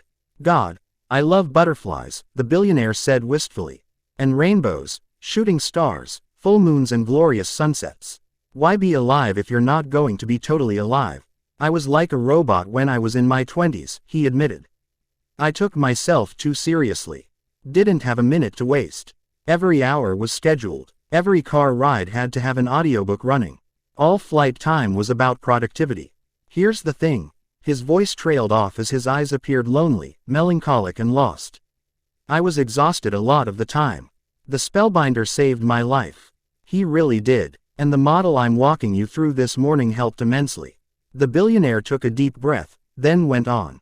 "My assets of genius became eroded over time. My creativity was floundering, as was my effectiveness. I've since realized that I'm paid by my group of companies to think. To come up with visions and ideas for new products and innovations that will shatter the compass and deliver humongous value to all our clients around the world. But I didn't understand that back then. The spellbinder assisted me enormously. Taught me the twin cycles of elite performance during our very first coaching session. And insisted relentlessly that I implement them instantly and consistently. But boy, did I fight him on this one. It was just so against my nature to relax and breathe and to pause. Now I totally get that rest is the very thing that enables our primal greatness to unfold." The entrepreneur nodded her head in understanding. "If I'm not working, I feel super guilty. Like I'm doing something wrong. Self-care is essential to self-love," remarked the billionaire. "All I'm saying is I now understand that balance is vastly important to world-class performance. Working day and night didn't make me more efficient at all. It just made me more tired. And cranky. So, now I make the time to rest, to nourish myself, to mountain bike, to read the books I've always wanted to read, to enjoy a glass of excellent wine like the glass of amazing pinotage I savored last night in front of the blazing fire in my cottage here in the valley. Ironically, as I've practiced this kind of recovery, my creativity has multiplied, my productivity has soared and my results have skyrocketed. It's just so profound. I work less, have more fun and yet I get way more done." Mr. Riley then reached into his blue backpack and pulled out a piece of white material, which looked like it came from the sail of a schooner. Remarkably, you could see a drawing of Albert Einstein in a sailboat on it. If you were there, in that precious vineyard with them, you would have seen this. The industrialist continued his discourse, out in that delightful vineyard. "Oh yes, cool cats, having fun is so very essential to leading your field, upgrading your life and inspiring the world. All of the amazing creatives and productive icons of history had one thing in common, you know." "Tell us, please," requested the entrepreneur as her bangles made a clink-clink sound. Her new wedding ring shimmered in the morning sunlight. The billionaire flipped into a quick handstand. He then beat his chest fast with a single fist as he whispered these words to himself. "This day is priceless. All the money in the world will not bring it back again. And so, I seize it and I savor it and I honor it. This day, I fill my mind with big dreams so there is no space for petty doubts. I replace the psychology of can't with the mentality of can. And I remember that my greatest growth lies at the jagged edges of my highest limits. This day, I'll recall that until my mission becomes my obsession, my gifts will never become my glory. And until my hunger to serve transcends the insecurities of myself, I'll miss the grand chance of these precious hours to be a vehicle for helpfulness. This day, I reload my devotion to avoid a counterfeit nobility, staying sincere, humble, with both feet on this sacred ground. Should naysayers and bad actors throw rocks at me, I reply with kindness and love in the face of their bad behavior, even if they don't deserve it. Should critics make fun of me, as they always have since I was a kid, I'll take the rocks they throw at me and make them into monuments of mastery. And should anyone call me strange, as they often do, I'll smile with the blatant wisdom stuck deep in my heart that it's only misfits, oddballs and eccentrics that change our world. Being different is really cool. And eccentricity is very hip. It was quite a sensational scene. Stone Riley, upside down, beat his chest as if to activate his heart and recite his poetry. Words are creative, you know, he articulated as he stood up and inhaled a big gulp of fresh Franschhoek air. Speak the words of unchained heroism. Talk the preach of a passionate possibility Aryan. Use the language of hope, the sentencing of power, and the phrasing of leadership, and unbridled love. I manage my words meticulously. Every morning, the billionaire looked at the vines. Anywho, he added, all great geniuses really loved to play. They understood that having fun is a potent form of recovery. They all had leisure activities that recharged their empty batteries. Einstein loved to sail. Aristotle and Charles Dickens adored daily walks. Hollywood superstar Meryl Streep used to knit. Steve Wozniak played polo. Bill Gates mastered bridge, and Sergey Brin would often be up on a high-flying trapeze. Time away from work isn't a waste, the tycoon reinforced. It's a must. Offers a space for the incubation of the very ideas that will make you a fortune. So work less to get more done. That's pretty much what the Twin Cycles elite performance model is all about. I'm understanding the 60/10 method's value even more, the artist contributed. I guess this also means it's okay to have a few days off every week. It is not only okay but necessary to guard your 5 assets of genius, the very ones that A players leverage to realize industry prominence, so their work stands the test of time. To be specific and tactical, take at least 2 full days off each week. No technology. 0 device days is what the Spellbinder calls them. Full recovery. And every quarter, take off even more time. For decades, I've taken June, July, and August to vacation. I sail, bike, sleep, read, swim, chill with my friends, have the happiest times with my daughter, and experience life at its best. Your cats may not be able to take this much time off.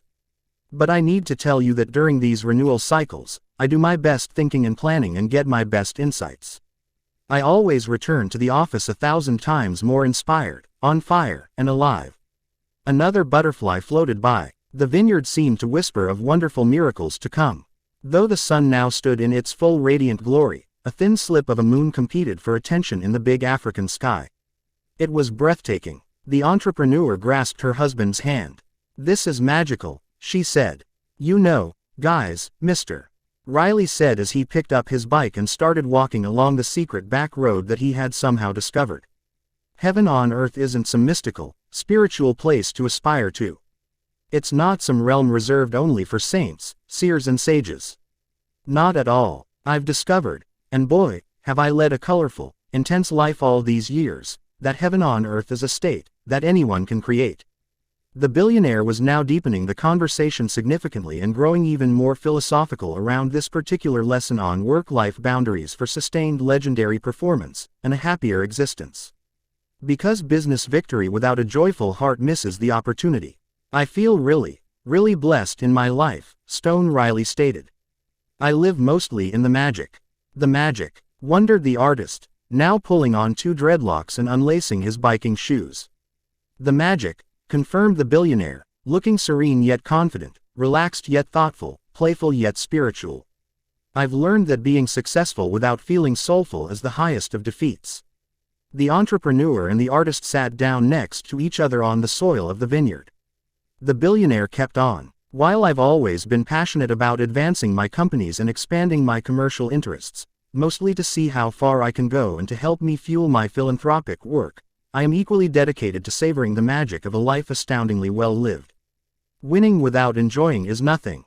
Not so sure I get you, admitted the entrepreneur as a truck carrying a gaggle of workers with charismatic smiles sailed by. It's a great morning, one shouted. I love my work, so much. And I do get a lot of pleasure from the homes, the goods and the toys I own. But I need none of it. I have my things and my public reputation as a global businessperson. Yet I don't identify with it. I'm not attached to any of this. As I grow older, I still love the pleasures of this world very much, but I don't require them for my happiness and peacefulness. I've come to see it all as a big game, a sport of sorts. I own my things, but they don't own me, the Baron continued. And though I play in the world, I also adore the wilderness, not only metaphorically but literally, like here experiencing the natural wonders of this ethereal valley in Franschhoek. This, too, is how I live the twin cycles model. I make time to enjoy life completely. The magic, repeated the billionaire as singing birds seemed to croon louder and a flutter of even more butterflies showed up to listen in on the conversation. God, life is beautiful. Don't miss out on all of its awesomeness and incredibleness. It's there for you, no matter what you might be going through. See, we all live on borrowed time. And life does whiz by so quickly. You two cats will be old before you know it, probably hanging out with 100 grandchildren, he said with a chuckle. Anywho, Mr. Riley spoke in a whisper. Utopia, Shangri-La, Nirvana and heaven on earth are just names for a state of being, not a place of visiting. You enter the magic of life and begin to experience outright bliss daily once you reclaim the inherent power that lurks in your core. And when you don't postpone being grateful for even the tiniest of everyday graces, you'll become a magnet for miracles when you begin being a magician of sorts. The billionaire's getting into some pretty mystical and far-out territory now, thought the entrepreneur. Heaven on earth, recited the industrialist. My life is generally a steady stream of beauty, you know. And I've discovered this has little to do with having a lot of money. It has more to do with finding fulfillment, in the smallest of things. The way the fire warmed me and inspired me last evening, for example. It has to do with spending a lot of time in nature, whether that's in vineyards like these, he said, pointing an index finger across the wine farms that filled the valley, or on walks in a forest, or hiking in the mountains, or being near the sea, or drifting through the sands of a barren desert. It has to do with reconnecting to the awe, wonder and majesty that every human life has available to it by visiting art galleries frequently and letting the energy and genius of the creators infuse your mindset, heart set, health set and soul set. It has to do with eating fresh food, simply prepared, with interesting, real, thoughtful, creative and compassionate people who make you feel good. Stepping into the magic also has a lot to do with saying goodbye to your past, embracing the present and making a return to the imaginativeness, innocence, exuberance and lovingness you were intimate with when you were a child. Adults are deteriorated children. Heaven on earth shows up naturally in your heart when you have the brilliance and bravery to start opening it up again. Like you did when you were little. Picasso once said, "It took me 4 years to paint like Raphael, but a lifetime to paint like a child," contributed the artist energetically. I'd agree that getting back to being more innocent brings the magic back to our lives. The billionaire stopped. He rested his bike and waved for his 2 students to follow him over to an area of the vineyard that had a black metal sign marked, Chenin Blanc, in bright yellow letters. Stone Riley then fell to his knees. The entrepreneur and the artist watched him draw a learning model in the mineral-rich soil of the terroir. It looked exactly like this. The magic, the billionaire mused, still whispering, as he stood up straight as a solitaire. His eyes were closed now. His thick hair fluttered slightly in the mild wind. As he placed one hand to his heart, more doves materialized. I'm really into breezes these days. You'd only appreciate them if you didn't have them anymore. Like I'm saying, there's such an enchantment to life. It's right in front of you. Available to anyone. We all can become magicians of sorts. But to experience this higher reality I'm speaking of, to really find it, you'll need to leave the world a lot. Play in common society and succeed in the game it sells you but disconnect from it often, so you're never really owned by it. Because the sport the majority is playing is only an illusion, sort of a waking dream, that too many good people are donating the best mornings of their finest days to as they put money over meaning, profits over people, popularity over integrity, being busy over family and achievement over loving the basic miracles of the now. The billionaire's eyes remained closed. Next, he lifted both hands toward the heavens, as he liked to do. You enter the magic by using your joy as a GPS, disclosed the billionaire, speaking directly to the diagram he'd drawn in the dirt. To know ever-increasing amounts of happiness, trust what makes you feel happy. Your heart knows where you need to be. It's so much wiser than your head. Instinct knows so much more than intellect and intuition is smarter than reason, that's for sure. Our intelligence is made up of what those around us have taught us. It's limited. It's confined by logic, and what's been done before. Your sovereign self knows better. It operates in possibility, not practicality. It's visionary. It's unlimited. Not sure I understand you, said the entrepreneur. Follow your joy, instructed Mr. Riley. Only be around those people who fuel your joy. Only perform those pursuits that feed your bliss. Only be in those places that make you feel most alive. Look, I know it's hard to live this model perfectly. So please see this framework as an ideal to move toward. And like everything else I've taught you, it's a process, not an event. It'll take time, but it begins with being aware of this model, and then allowing your joy to be your GPS. The billionaire started walking with his mountain bike and gently motioned for his 2 students to follow. Ah, the magic that lives at the essence of life. Love it so much, fills me with more serenity and tranquility than any material object ever has. And this is the importance of balancing being successful with being soulful. The billionaire clenched his arms tightly and looked as if he was dealing with severe pain, yet again. Your heart is always wiser than your head, he repeated softly. It knows where you must be. Follow it, trust it, you'll find the magic. The billionaire gave a signal and instantly, from behind a scarecrow, an assistant dashed across the vineyard to his employer. A silver spade was handed to the billionaire, and a quick hug was exchanged. The magnate began to dig with gusto. Soon a clack could be heard as metal struck metal. Mr. Riley knelt to the ground and began wiping soil from a steel box that had been embedded into the earth. As he did this he started yodeling, much as folk singers in Switzerland and Austria do. It was something else to watch the industrialist as he dug, and to hear him sing. The entrepreneur and the artist were mesmerized. The box was then opened, with colossal care. Inside were 11 magic charms, each attached to a letter. In that moment, sunshine radiating over the billionaire created the effect of another shimmering halo. I am part of all that is, mumbled the billionaire to himself. The great power of the universe is within me.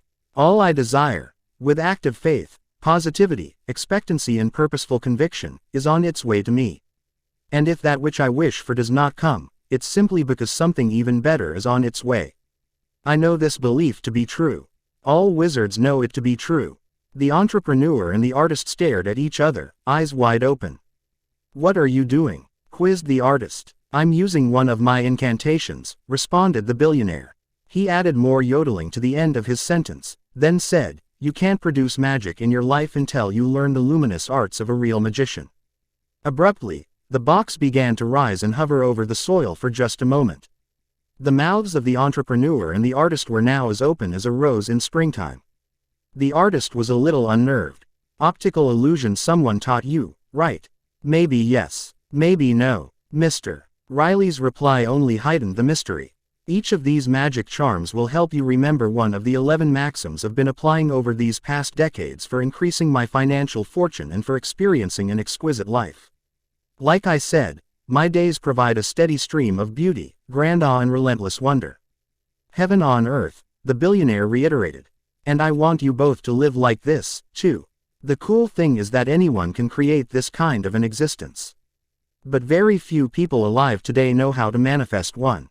And each associated letter will bring together some of the key themes I've shared with you on this sensational adventure, sort of to summarize things as we approach the end, the mogul added. The first charm was a small mirror. Here's what the letter attached to it said. The billionaire's maxim number 1 to create magic in the world, own the magic within yourself.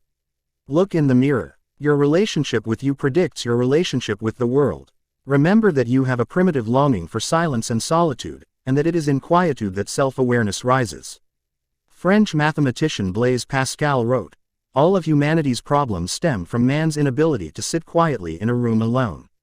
Release your need for complexity and immerse yourself in the stillness only the early morning can provide so you get to know yourself again. Because a flight from solitude really is an escape from freedom. To become an everyday magician, so your life is rich with passion, plenty and peace, grow more comfortable being still. So you start to hear the whispers of the great genius who slumbers within you. In restfulness, you'll remember all you truly are. You'll re-access that supreme self, abundant with creativity, potency, invincibility and a love that has no conditions. In this sanctuary of silence, you will also be afforded something so rare in this age, time for yourself to be. And the more you do so, the more you'll discover how life really works. You'll also begin to differentiate between your beliefs that are merely cultural constraints and those that are actual truths. and between the trustworthy voice of your intuition and the persuasive pronouncements of your fears. In solitude, you'll also receive the disruptive insights that will transform your field. I know it sounds strange, but amid serenity, you'll actually visit the alternate reality in which visionaries like Nikola Tesla, Albert Einstein, Grace Hopper, Thomas Edison, John D. Rockefeller, Marie Curie, Andrew Carnegie, Katharine Graham, Sam Walton, Rosalind Franklin, and Steve Jobs, among other luminaries, spent much time. Why do you think the legendary scientists, inventors, industrialists and artists all made so much effort to be alone? I've shared with you that long stretches spent in noiseless contemplation is one of the secrets of the advanced mind. Ultimately, you're the only person you'll be with your entire life. Why not strengthen your relationship with your greatest self, fully know your genius and start a lifetime love affair with your most noble nature? The second magic charm was in the form of a flower. The billionaire relished its fragrance. He then smiled and passed the letter associated with it to his students for their review. It read, "The billionaire's maxim number 2: collect miraculous experiences over material things. The world has burdened and hardened you. As a child, your instinct showed you how to spot the miraculousness of a snowflake, find fortune in a spider's web and adore the splendor of falling leaves on a colorful autumn morning. The pursuit wasn't about acquiring things. It was about exploring life. To switch the lens through which you see life from one that views what's ordinary to one that perceives the extraordinary is to multiply your ability to create miracles. And to re-engage with the lost purity you knew in your youth before a broken society trained you to value objects and cash over joys and delights. Laugh more often, dance more regularly and play more frequently. Please. The future holds promises of mysterious good. Anything can happen overnight," said the mystic Florence Scovel Shinn. "Be more alive to the wonders that inhabit your days. Gentle breezes, squirrels chasing each other in a park and music that is so wonderful it makes you cry. And you will begin to live as royalty along with heightening your primal powers to produce even more magic in your mornings. Never sacrifice your well-being and quality of life for greater annual income or larger net worth. The determinants of a magnificent life have remained the same for centuries. A sense that you're growing and capitalizing on your human potential, effortful work that draws out your finest productivity and is profitable for humanity, weighty connections with positive people who escalate your jubilation, and time doing that which nurtures your spirit as you advance through your days with a grateful heart. Yes, in Rome I licked my journal. It's one of the rituals I run to actively heighten my aliveness by raising my appreciation of all the good blessings that have been given to me. The more vividly I value everything in my life, the more everything in my life climbs in value. So, become a collector of awesome experiences instead of a consumer of material things. Simplify your life and make a return to the essential enjoyments that are sitting right under your noses. As you do, you will overcome the forces that have suppressed your fire and tear down the charade of superficiality that so many fine souls among us are stuck in. And as you continue, you will come to know how gorgeous and terrific your life really is. And please do remember that your past is a servant that has made you all you now are, not a companion to spend much time with in your present or a friend to carry into your spotless future. It's impossible to enter the magic that each fresh morning brings if parts of you are holding on to old disappointments, resentments and hurts. You know that well now. Lightheartedness of being an ancient pain can't stand the sight of each other. So, train yourself through steady and ceaseless practice to immerse yourself fully in this moment. Yes, it takes work and patience. Yet savoring this very instant is an essential move for a dazzling life. This time is all you really have. And it's an empire worth more than any amount of money in the world. One day, you'll see. The third magic charm was a symbol of a door. Every ending marks a new beginning.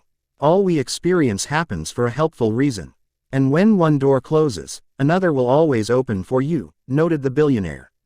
Trust, always, that life has your back, even if what's unfolding makes no sense. The attached letter read, "The billionaire's maxim number 3: failure inflates fearlessness. It is impossible to live without failing at something, unless you live so cautiously that you might as well not have lived at all, in which case, you fail by default," said J.K. Rowling. The mighty Goliaths of ambition and the massive behemoth of imagination within you must never be abducted by the tiny cowards of, "What would people think? What if I get rejected? And, I'll probably look silly if I try this." You can allow yourself to become paralyzed by a fear of rejection, or you can go out there and astonish the world. But you just don't get to do both. Life's reality is that you have a transcendent destiny that begs for your attention in this era of crushing complexity.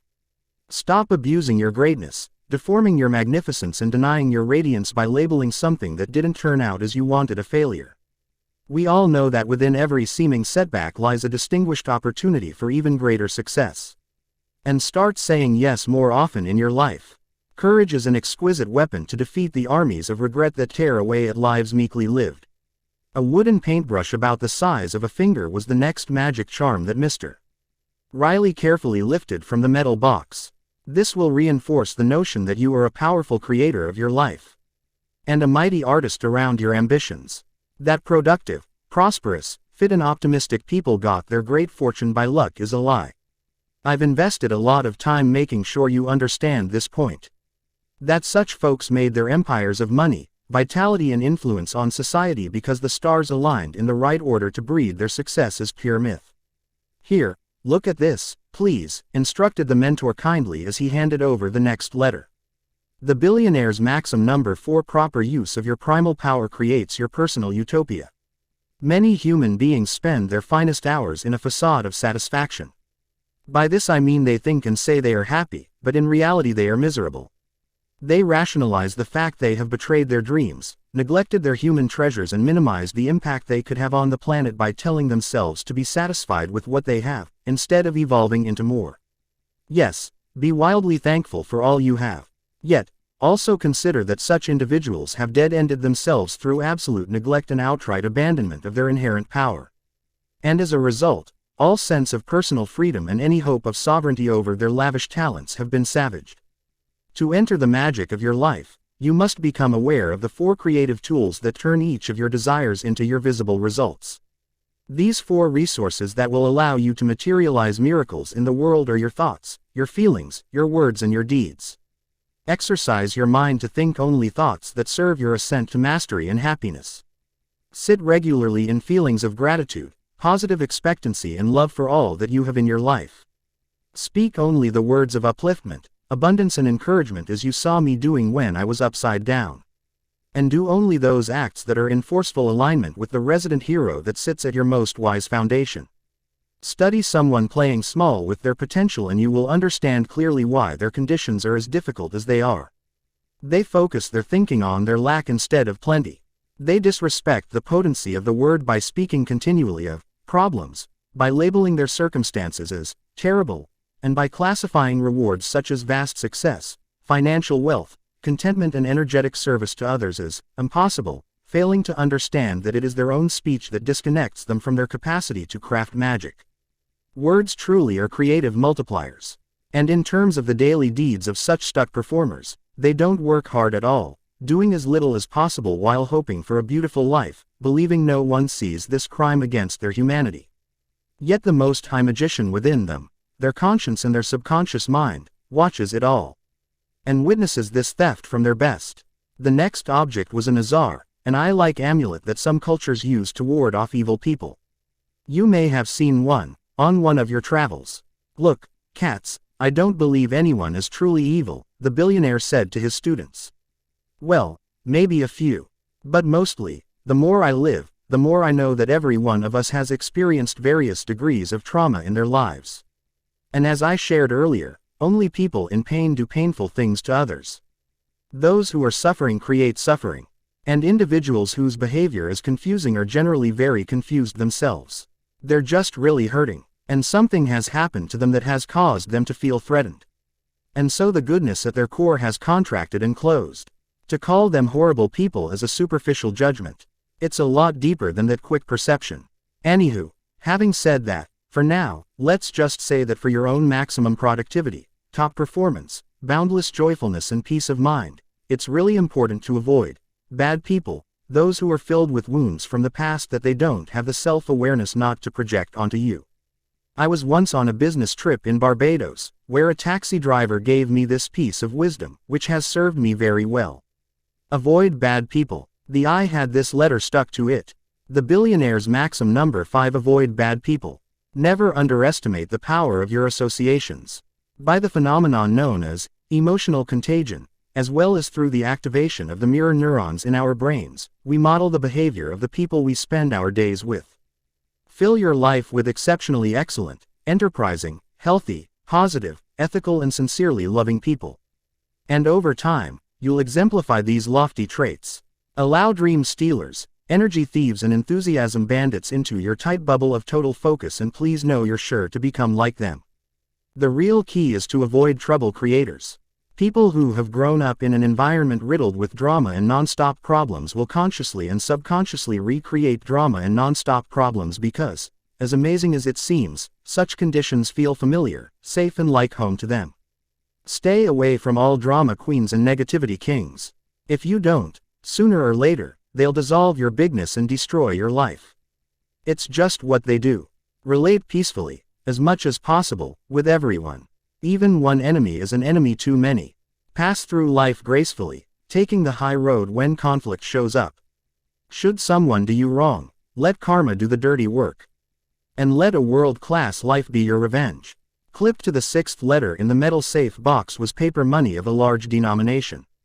It had been folded into a triangle, for some cryptic reason unknown to the entrepreneur and the artist.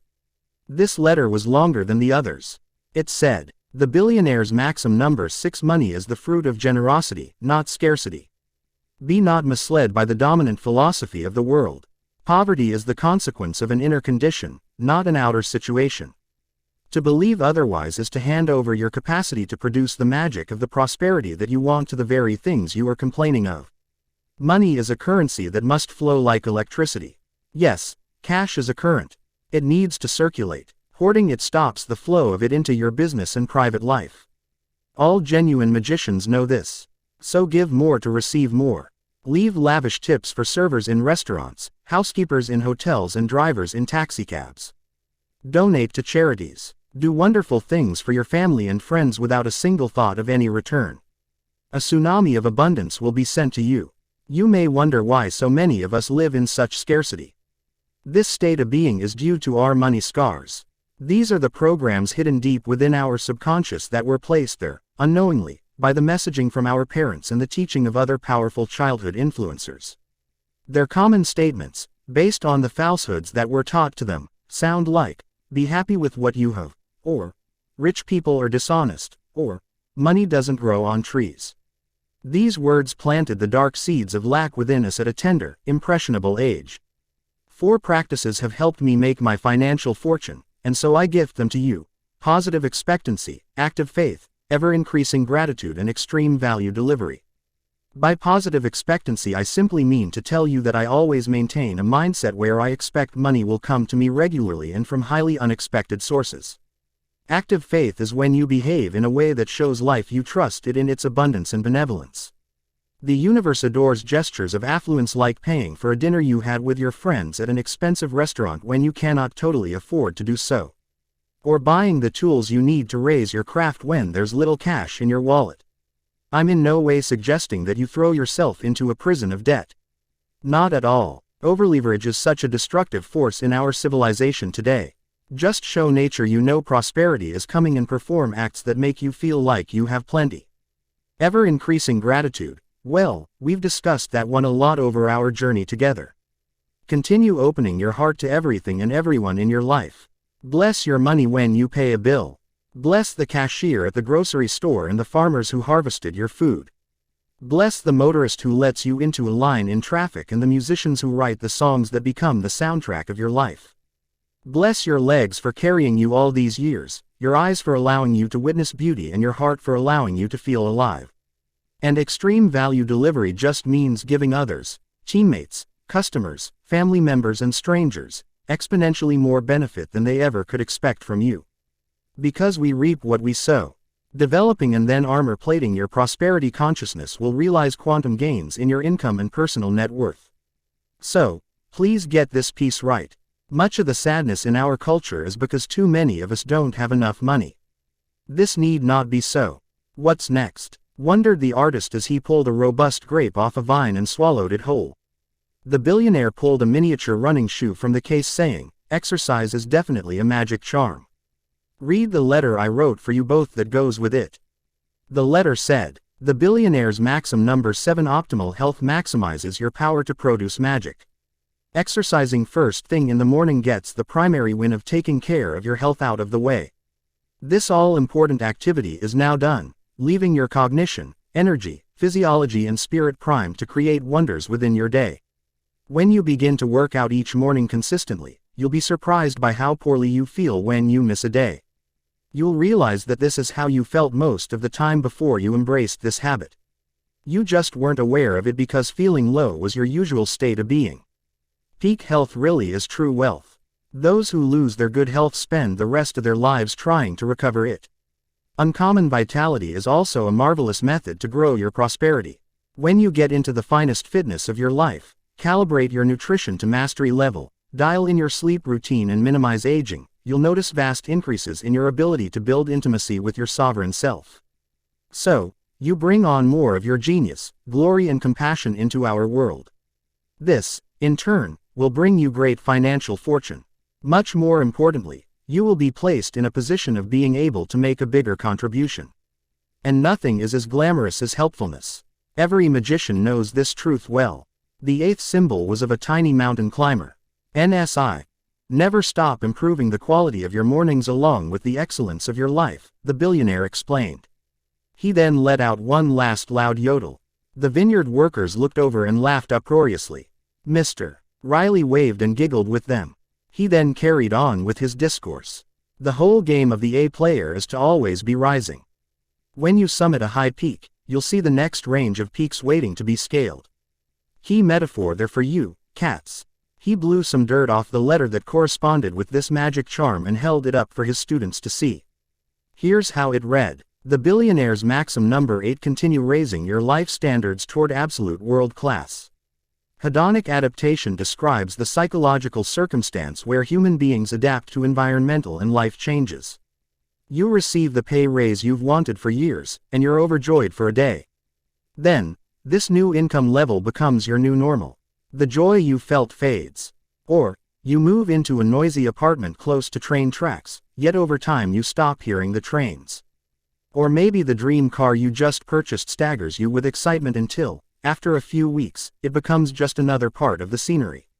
These are examples of hedonic adaptation in operation. And the phenomenon unfolds for each of us, inside all our lives. One antidote to this human way of existing is to constantly increase your personal standards and raise the quality of your life. Make each quarter better than the last, and each year better than the previous one. This is how titans and legends roll. Related to this is a very important philosophy that has served me well. Go through life at world class. Life's just too short not to treat yourself as amazingly as possible. And as you take better care of you, your relationship with others, with your work, with money and with the world will be lifted correspondingly, because your relationship with everything outside of yourself cannot help but be a demonstration of your relationship with all that is within you. This is just the way it is. Invest in the finest books you can buy, and you'll be rewarded in multiples. Eat fantastic food of the highest caliber, even if all you can currently afford is an excellent starter salad at a luxurious local restaurant.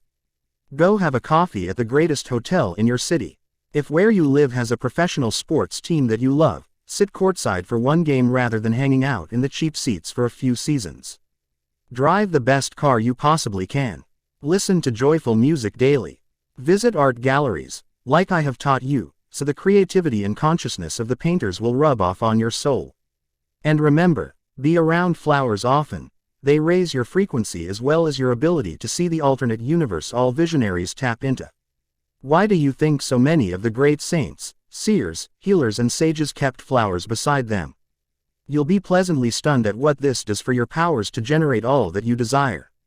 Magic charm number 9 was a heart. And here's what the associated letter said. The billionaire's maxim number 9: deep love yields unconquerable joy. Any chance you get, show people love. A quote often attributed to William Penn has guided most of my life and served me wonderfully. It goes, I expect to pass through life but once. If, therefore, there can be any kindness I can show, or any good thing that I can do to any fellow being, let me do it now, and not defer or neglect it, as I shall not pass this way again.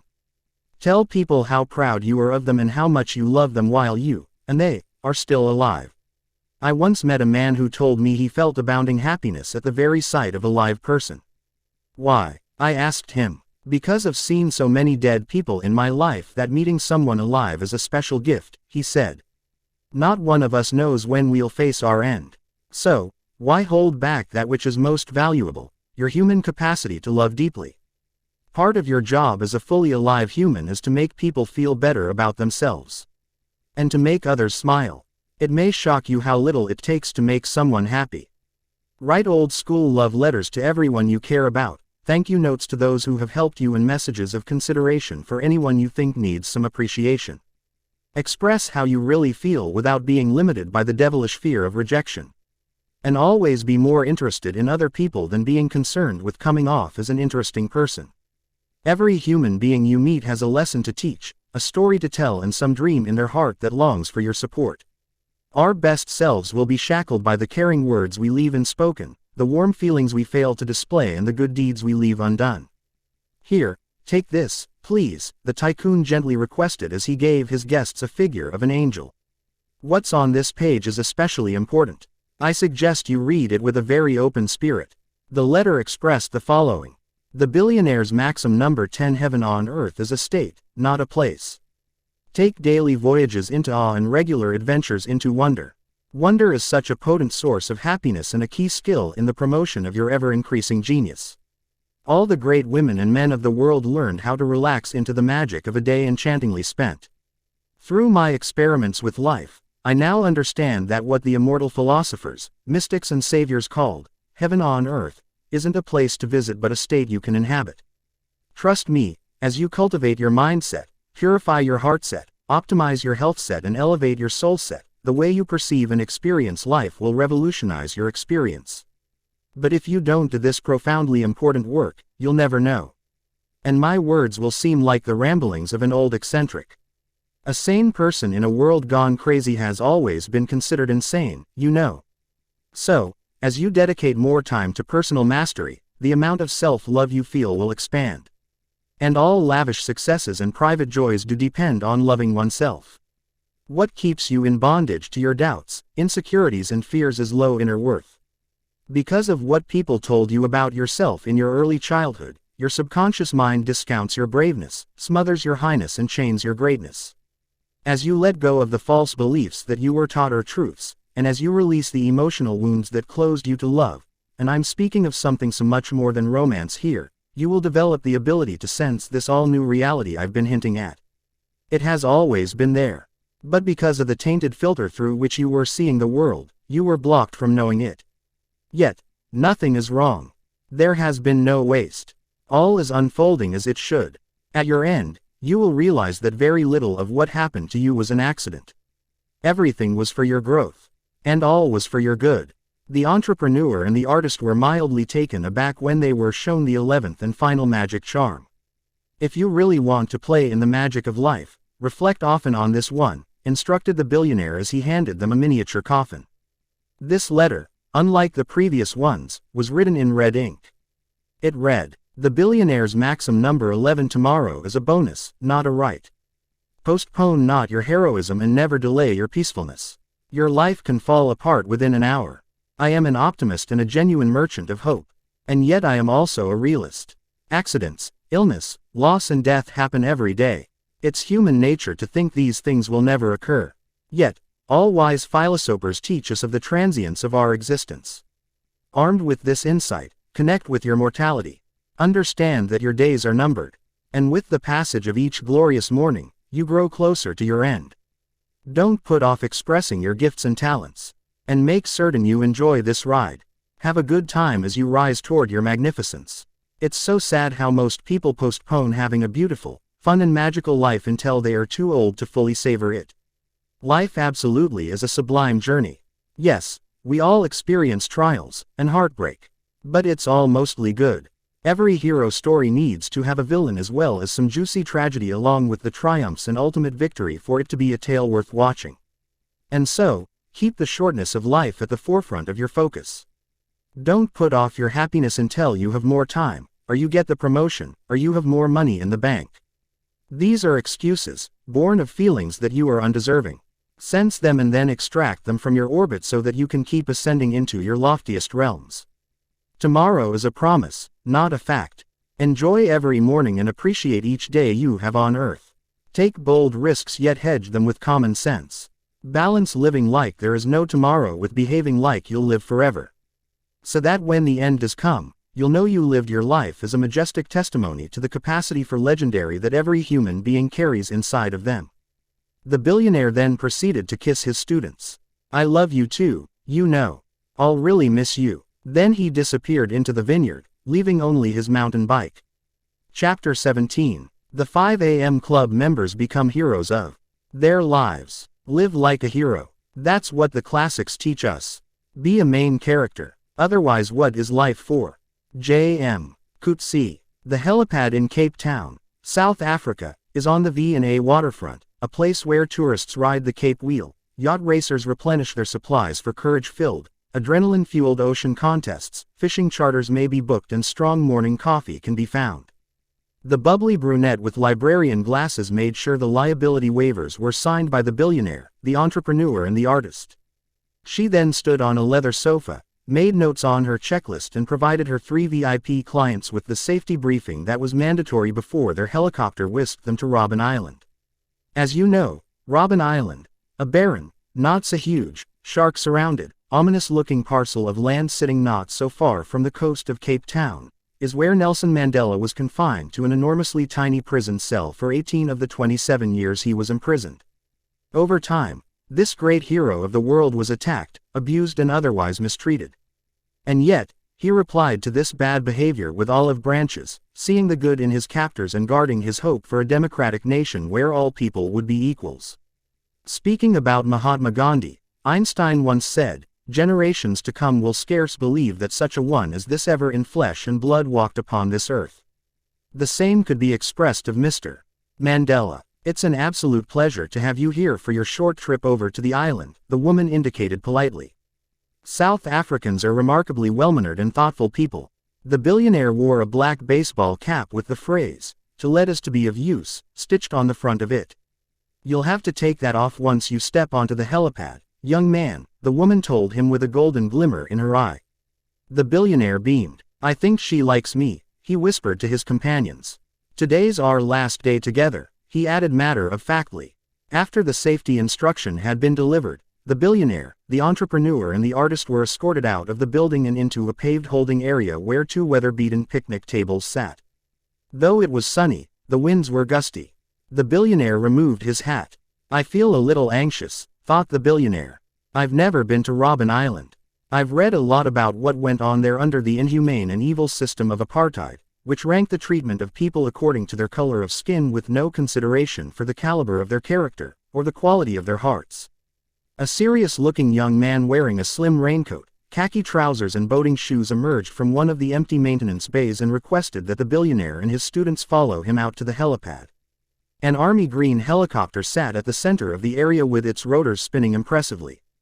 The pilot was at the controls, adjusting dials, knobs and the like. The young man meticulously made sure that all 3 clients were properly situated in the aircraft for a safe and even weight distribution, then placed a headphone with a microphone onto the billionaire's head. Good morning, boomed the billionaire enthusiastically to the helicopter pilot, as the rotors accelerated. The pilot's face could not be seen beneath his helmet, aviator sunglasses and face protector. And he refused to say a word. Not so friendly, muttered the billionaire, remaining both somewhat nervous yet positively excited for this once-in-a-lifetime experience that was about to unfold. The helicopter started rising, slowly initially then ascending quickly. The trip will take about 5 minutes. Winds and sea swells are extra strong today, was all the pilot spoke. And even this he voiced curtly. The billionaire, the artist and the entrepreneur remained quiet. Each of them simply stared at Robin Island, a land mass that seemed more vast, and even more brutal, as they neared it. The aircraft landed on a pad surrounded by low trees and, as it did, 7 springboks gracefully vaulted by. Yes, 7 springboks. At the same time, it began to rain. And another double rainbow, like the one that had appeared at the dolphin swim in Mauritius, extended across the full length of the horizon that intersected with the Atlantic Ocean. All very special, observed the artist, arm in arm with his wife. "We've definitely entered the magic," replied the billionaire in a respectful tone that conveyed an enormous appreciation for the opportunity to experience Robin Island and at the same delivered a sense of sadness for the valuable lives that had been ruined there. The pilot lingered in the cockpit, pressing buttons and turning off the helicopter while his 3 passengers exited onto the asphalt landing space and silently took in the scene.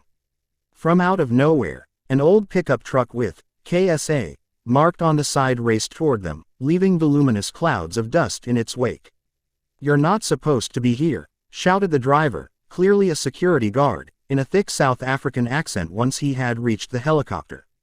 He remained in his vehicle. "Because of the weather, Robin Island has been closed to the public," he called forcefully. "The ferries have all stopped running. No vessel can come to the port area here and no helicopters are allowed to land. You should have known about this. You should not be here," the officer emphasized, adding, "Who are you people?" The guard did remain professional at all times. But he was visibly surprised, and obviously mildly shaken, perhaps imagining that the occupants of the aircraft had planned some kind of ground assault. And thinking the unexpected visitors had illicit intentions.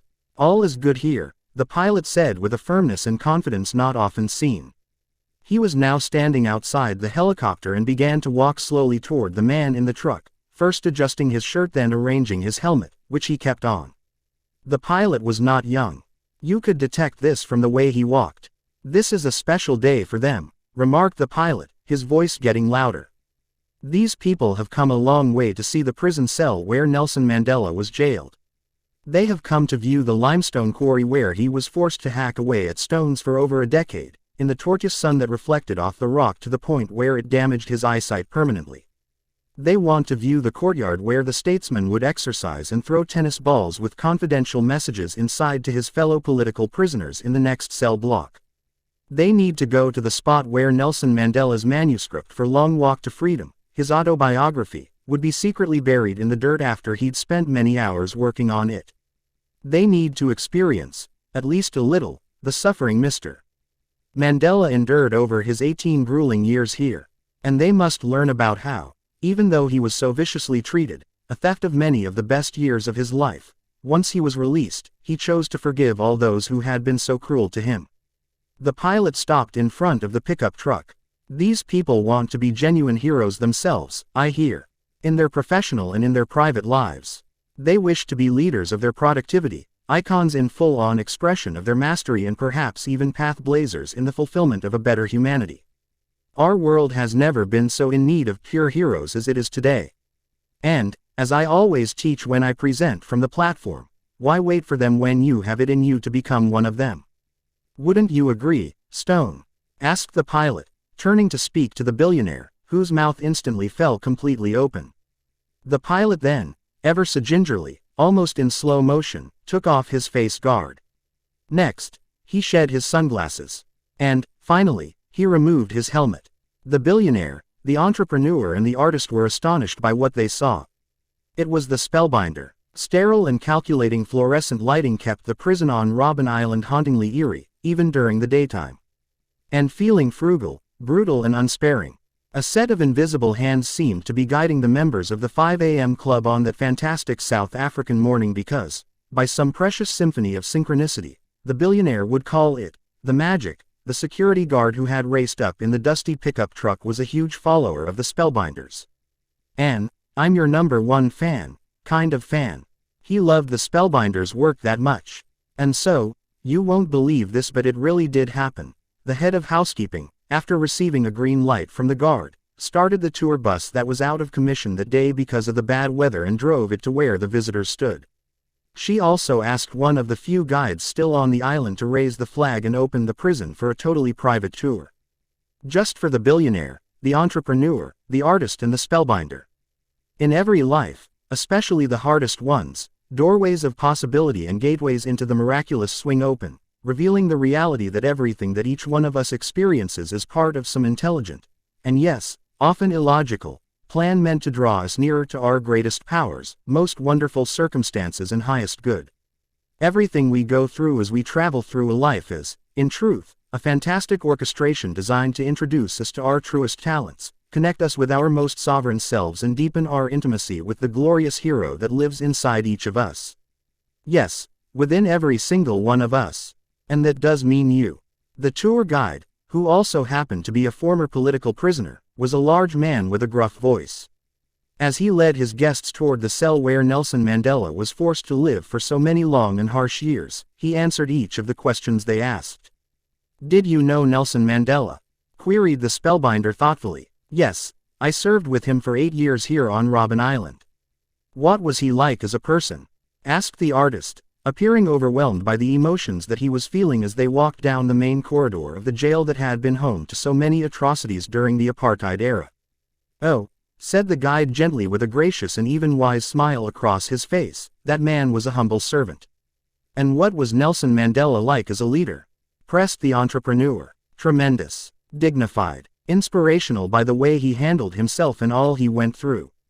Every time he met one of his fellow leaders, often it was here in this courtyard," commented the guide as he stepped into the area where the political prisoners would walk, talk, plan and stand, he would ask, "Are you learning?"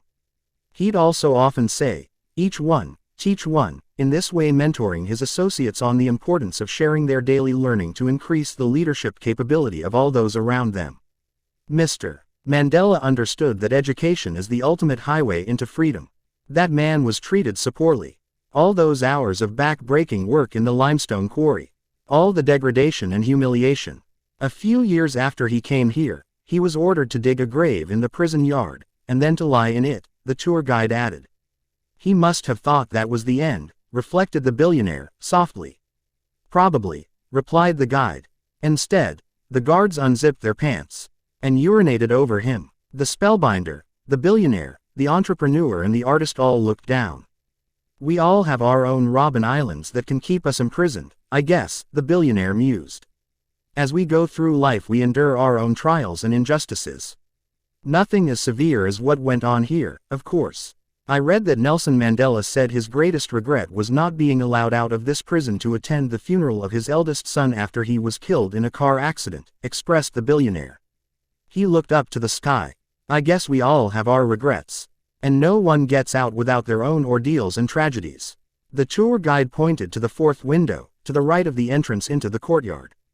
"There," he stated. "That's Nelson Mandela's cell. Let's go in." The cell was incredibly small. No bed. A small wooden table that the prisoner would kneel at to write in his journal as there was no chair, a concrete floor and a brown woolen blanket, with green and red flecks in it. For the first year of his imprisonment, Nelson Mandela wasn't even permitted to wear long pants, though it was freezing over the South African winter. He was given only a thin shirt and flimsy shorts. When he showered, the guards stood and watched this elderly man standing naked, and attempt to humiliate, and break, him. When it was time to eat, he was given food unfit for an animal. When letters would arrive from his wife and children, often they wouldn't be delivered. Or if they were, they would be significantly censored. All this was carefully done to crush Mr. Mandela's spirit, the guide explained.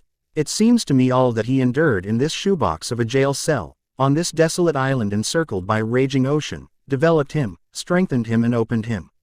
The prison became his crucible. The mistreatment became his salvation, leading him into his natural power, highest humanity and fullest state of unstained heroism.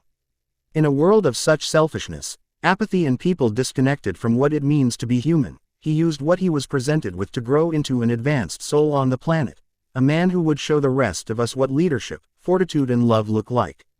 And in so doing, he became one of our great emblems of forgiveness. And finest symbols of peace," the spellbinder offered. "Yes, indeed," replied the tour guide. When Mr. Mandela was ultimately released from Robben Island, he was transferred to what is now called Drakenstein Correctional Center, between Paarl and Franschhoek. His ascension to the presidency of South Africa was inevitable, so he was being prepared to assume the position and to lead a free yet enormously divided nation. During that final period of his incarceration, he was given the warden's home. And on the day of his release, he walked out of this residence, over to a long paved road with a guard post and a white gate at the end of it. Nelson Mandela was asked by prison personnel if he'd prefer to be driven down this road to freedom.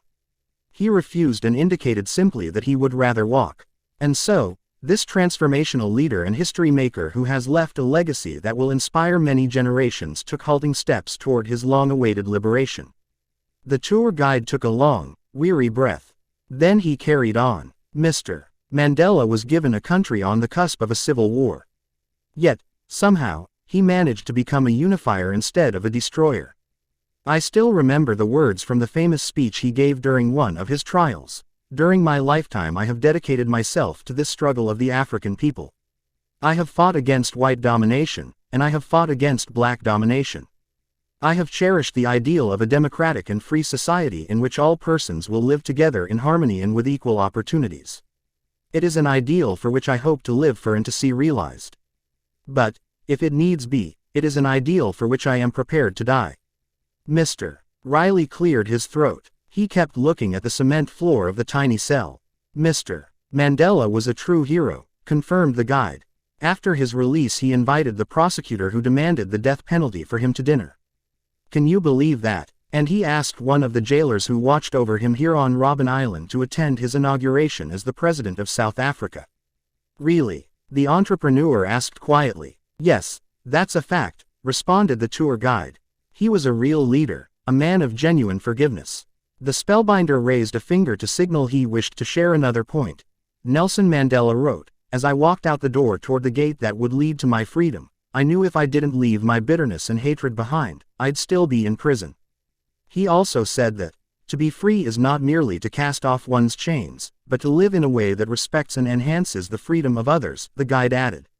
And that, no one is born hating another person because of the color of his skin or his background or his religion. People must learn to hate, and if they can learn to hate, they can be taught to love, for love comes more naturally to the human heart than its opposite.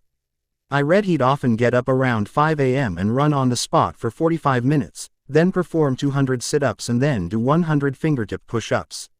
"That's the reason I'm always doing my push-ups," the billionaire contributed, somewhat awkwardly. Said the tour guide before continuing. Mr. Mandela came into this cell as a hot-headed, angry, hostile and militant young man. It was who he grew into here in this prison that made him the icon we all now revere. As Archbishop Desmond Tutu taught us, suffering can either embitter us or ennoble us. Thankfully, Madiba, which was his clan name, chose the latter. "All the best men and women of the world have one thing in common," said the spellbinder, extreme suffering. And each of them evolved into their greatness because they chose to leverage their circumstances to heal, purify and uplift themselves. The spellbinder then pulled out a learning model from his jacket, the final one that the two students would see. It was called the Heroic Human Circle. Here's what it looked like. These are the virtues each of us must aspire to become world changers and heroes for the benefit of a better society, said the spellbinder, his voice filled this morning with hints of both melancholy and immense strength.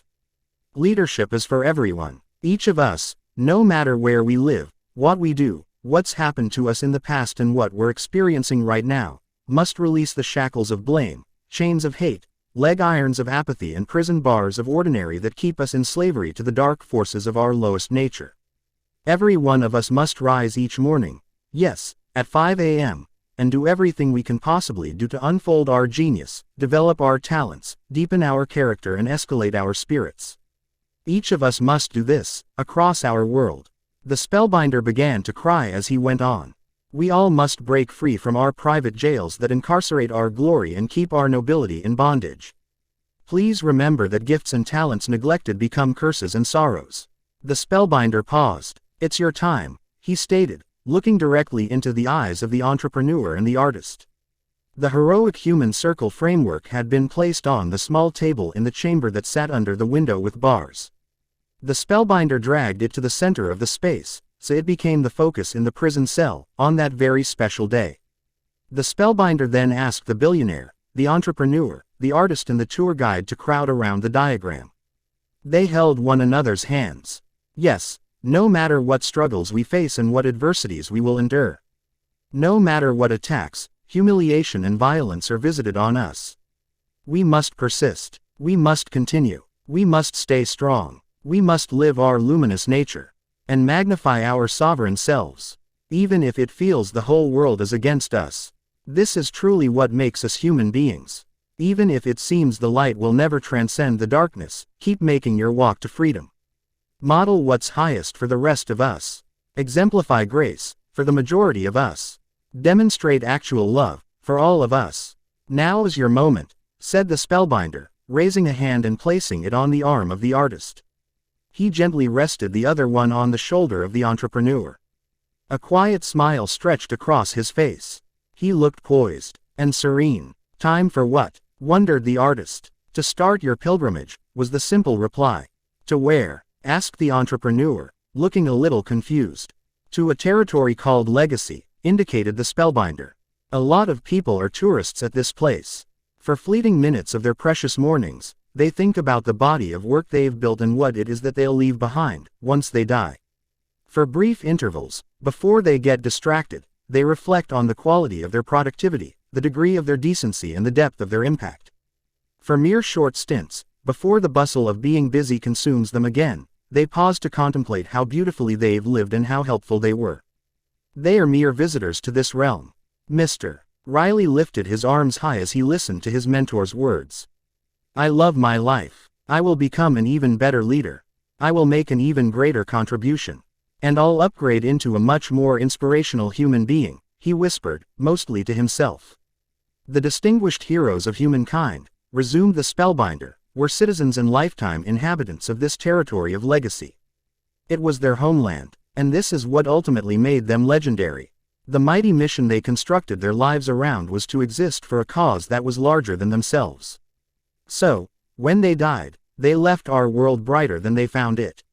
We all come with an expiration date, added the billionaire. None of us knows how long we get to live. True, agreed the entrepreneur. Today, the spellbinder declared, and this very moment, deserves and demands your commitment to become sublimely creative, pristinely productive, decadently decent and of service to many. Please stop postponing your mastery. No longer resist your primal power. Refrain from allowing the shadow forces of fear, rejection, doubt and disappointment to dim the light of your most luminous self. This is your time, and now is your day, to make your leap, in your original way, into the rare air of the finest leaders who have ever lived. And to enter the universe of the true masters, eminent virtuosos and authentic heroes who have been responsible for all progress of civilization. All five were still huddled in the circle. Mr. Riley began to yodel, a little, before the spellbinder's strong stare helped him to tone it down. They smiled at one another. A clear gesture of mutual respect. To lead is to inspire others by the way that you live. To lead is to walk through the fires of your hardest times to step up into forgiveness. To lead is to remove any form of mediocrity from infiltrating the quarters of your life in a dazzling celebration of the majesty that is your birthright. To lead is to turn your terrors into triumphs and translate each of your heartbreaks into heroism. And more than all else, to lead is to be a force for good on this tiny planet of ours. Today, you get to accept this grand call to raise the standard by which you live out the remainder of your life. Or at least starting tomorrow, the billionaire suggested with a mischievous grin. Starting at 5 a.m., they all said together. Own your morning. Elevate your life. Epilogue 5 years later. A few months after his time on Robin Island, Stone Riley passed away. He died peacefully in his sleep in a small apartment in the historic center of Rome. His loving daughter was at his side, as was the spellbinder. On the day of the Titan's death, more doves and butterflies took flight over the eternal city than ever before. There was even a double rainbow that extended all the way from the Spanish Steps to the Colosseum. You would have been impressed, if you had been there to see it. The billionaire had been suffering from a rare and incurable disease which he had told no one about, except for the spellbinder. Because he was his best friend. You'll be happy to know that, during his last days, the eccentric tycoon completely liquidated the various ventures of his vast business empire. And gave the entire amount to charity. Mr. Riley did decide to leave his oceanside compound in Mauritius to the entrepreneur and the artist, as he knew how much they loved being there. Allow me to share what has happened to the entrepreneur and the artist since the time of that most surreal adventure they had with the billionaire. I know you're probably wondering. The entrepreneur has become a fabulously wealthy woman, having grown the company she founded into an iconic enterprise. She has let go of the demons of her past that haunted her for so long and absolutely loves the life she shares with her husband, the artist. She still works hard, but she also enjoys her time off a lot. She just completed her 4th marathon, has taken a great liking to gardening and volunteers at a shelter for homeless people every Tuesday night. She no longer cares much about fame, fortune and worldly power, even though she now has all these things. The artist, you'll be fascinated to learn, has become one of the most celebrated painters in his field. He completely beat his procrastination issues, is widely considered a master of his craft and is an extraordinary husband. He ran 2 marathons with his wife and has now become a vegan. He goes to yodeling classes on Wednesday nights. And get this, the couple has a wonderfully handsome and ever so intelligent little boy. They named him Stone. The entrepreneur and the artist are still members of the 5 a.m. club, running the 20-20-20 formula every morning well before daybreak. They still practice most of the disciplines Mr. Riley taught them, and they've kept the promise they made to their mentor to tell as many people as possible about the transformational value of rising early. As for the spellbinder, he's still alive. In many ways, he's going stronger than ever. He's based out of Tokyo but still spends much of his life on stages in stadiums across the planet, on airplanes and in hotel rooms. He still loves fishing. Thank you for sticking with us for this long. We hope you enjoy the audiobook. If you do, please make sure to be a member of our channel. Hitting the like share button.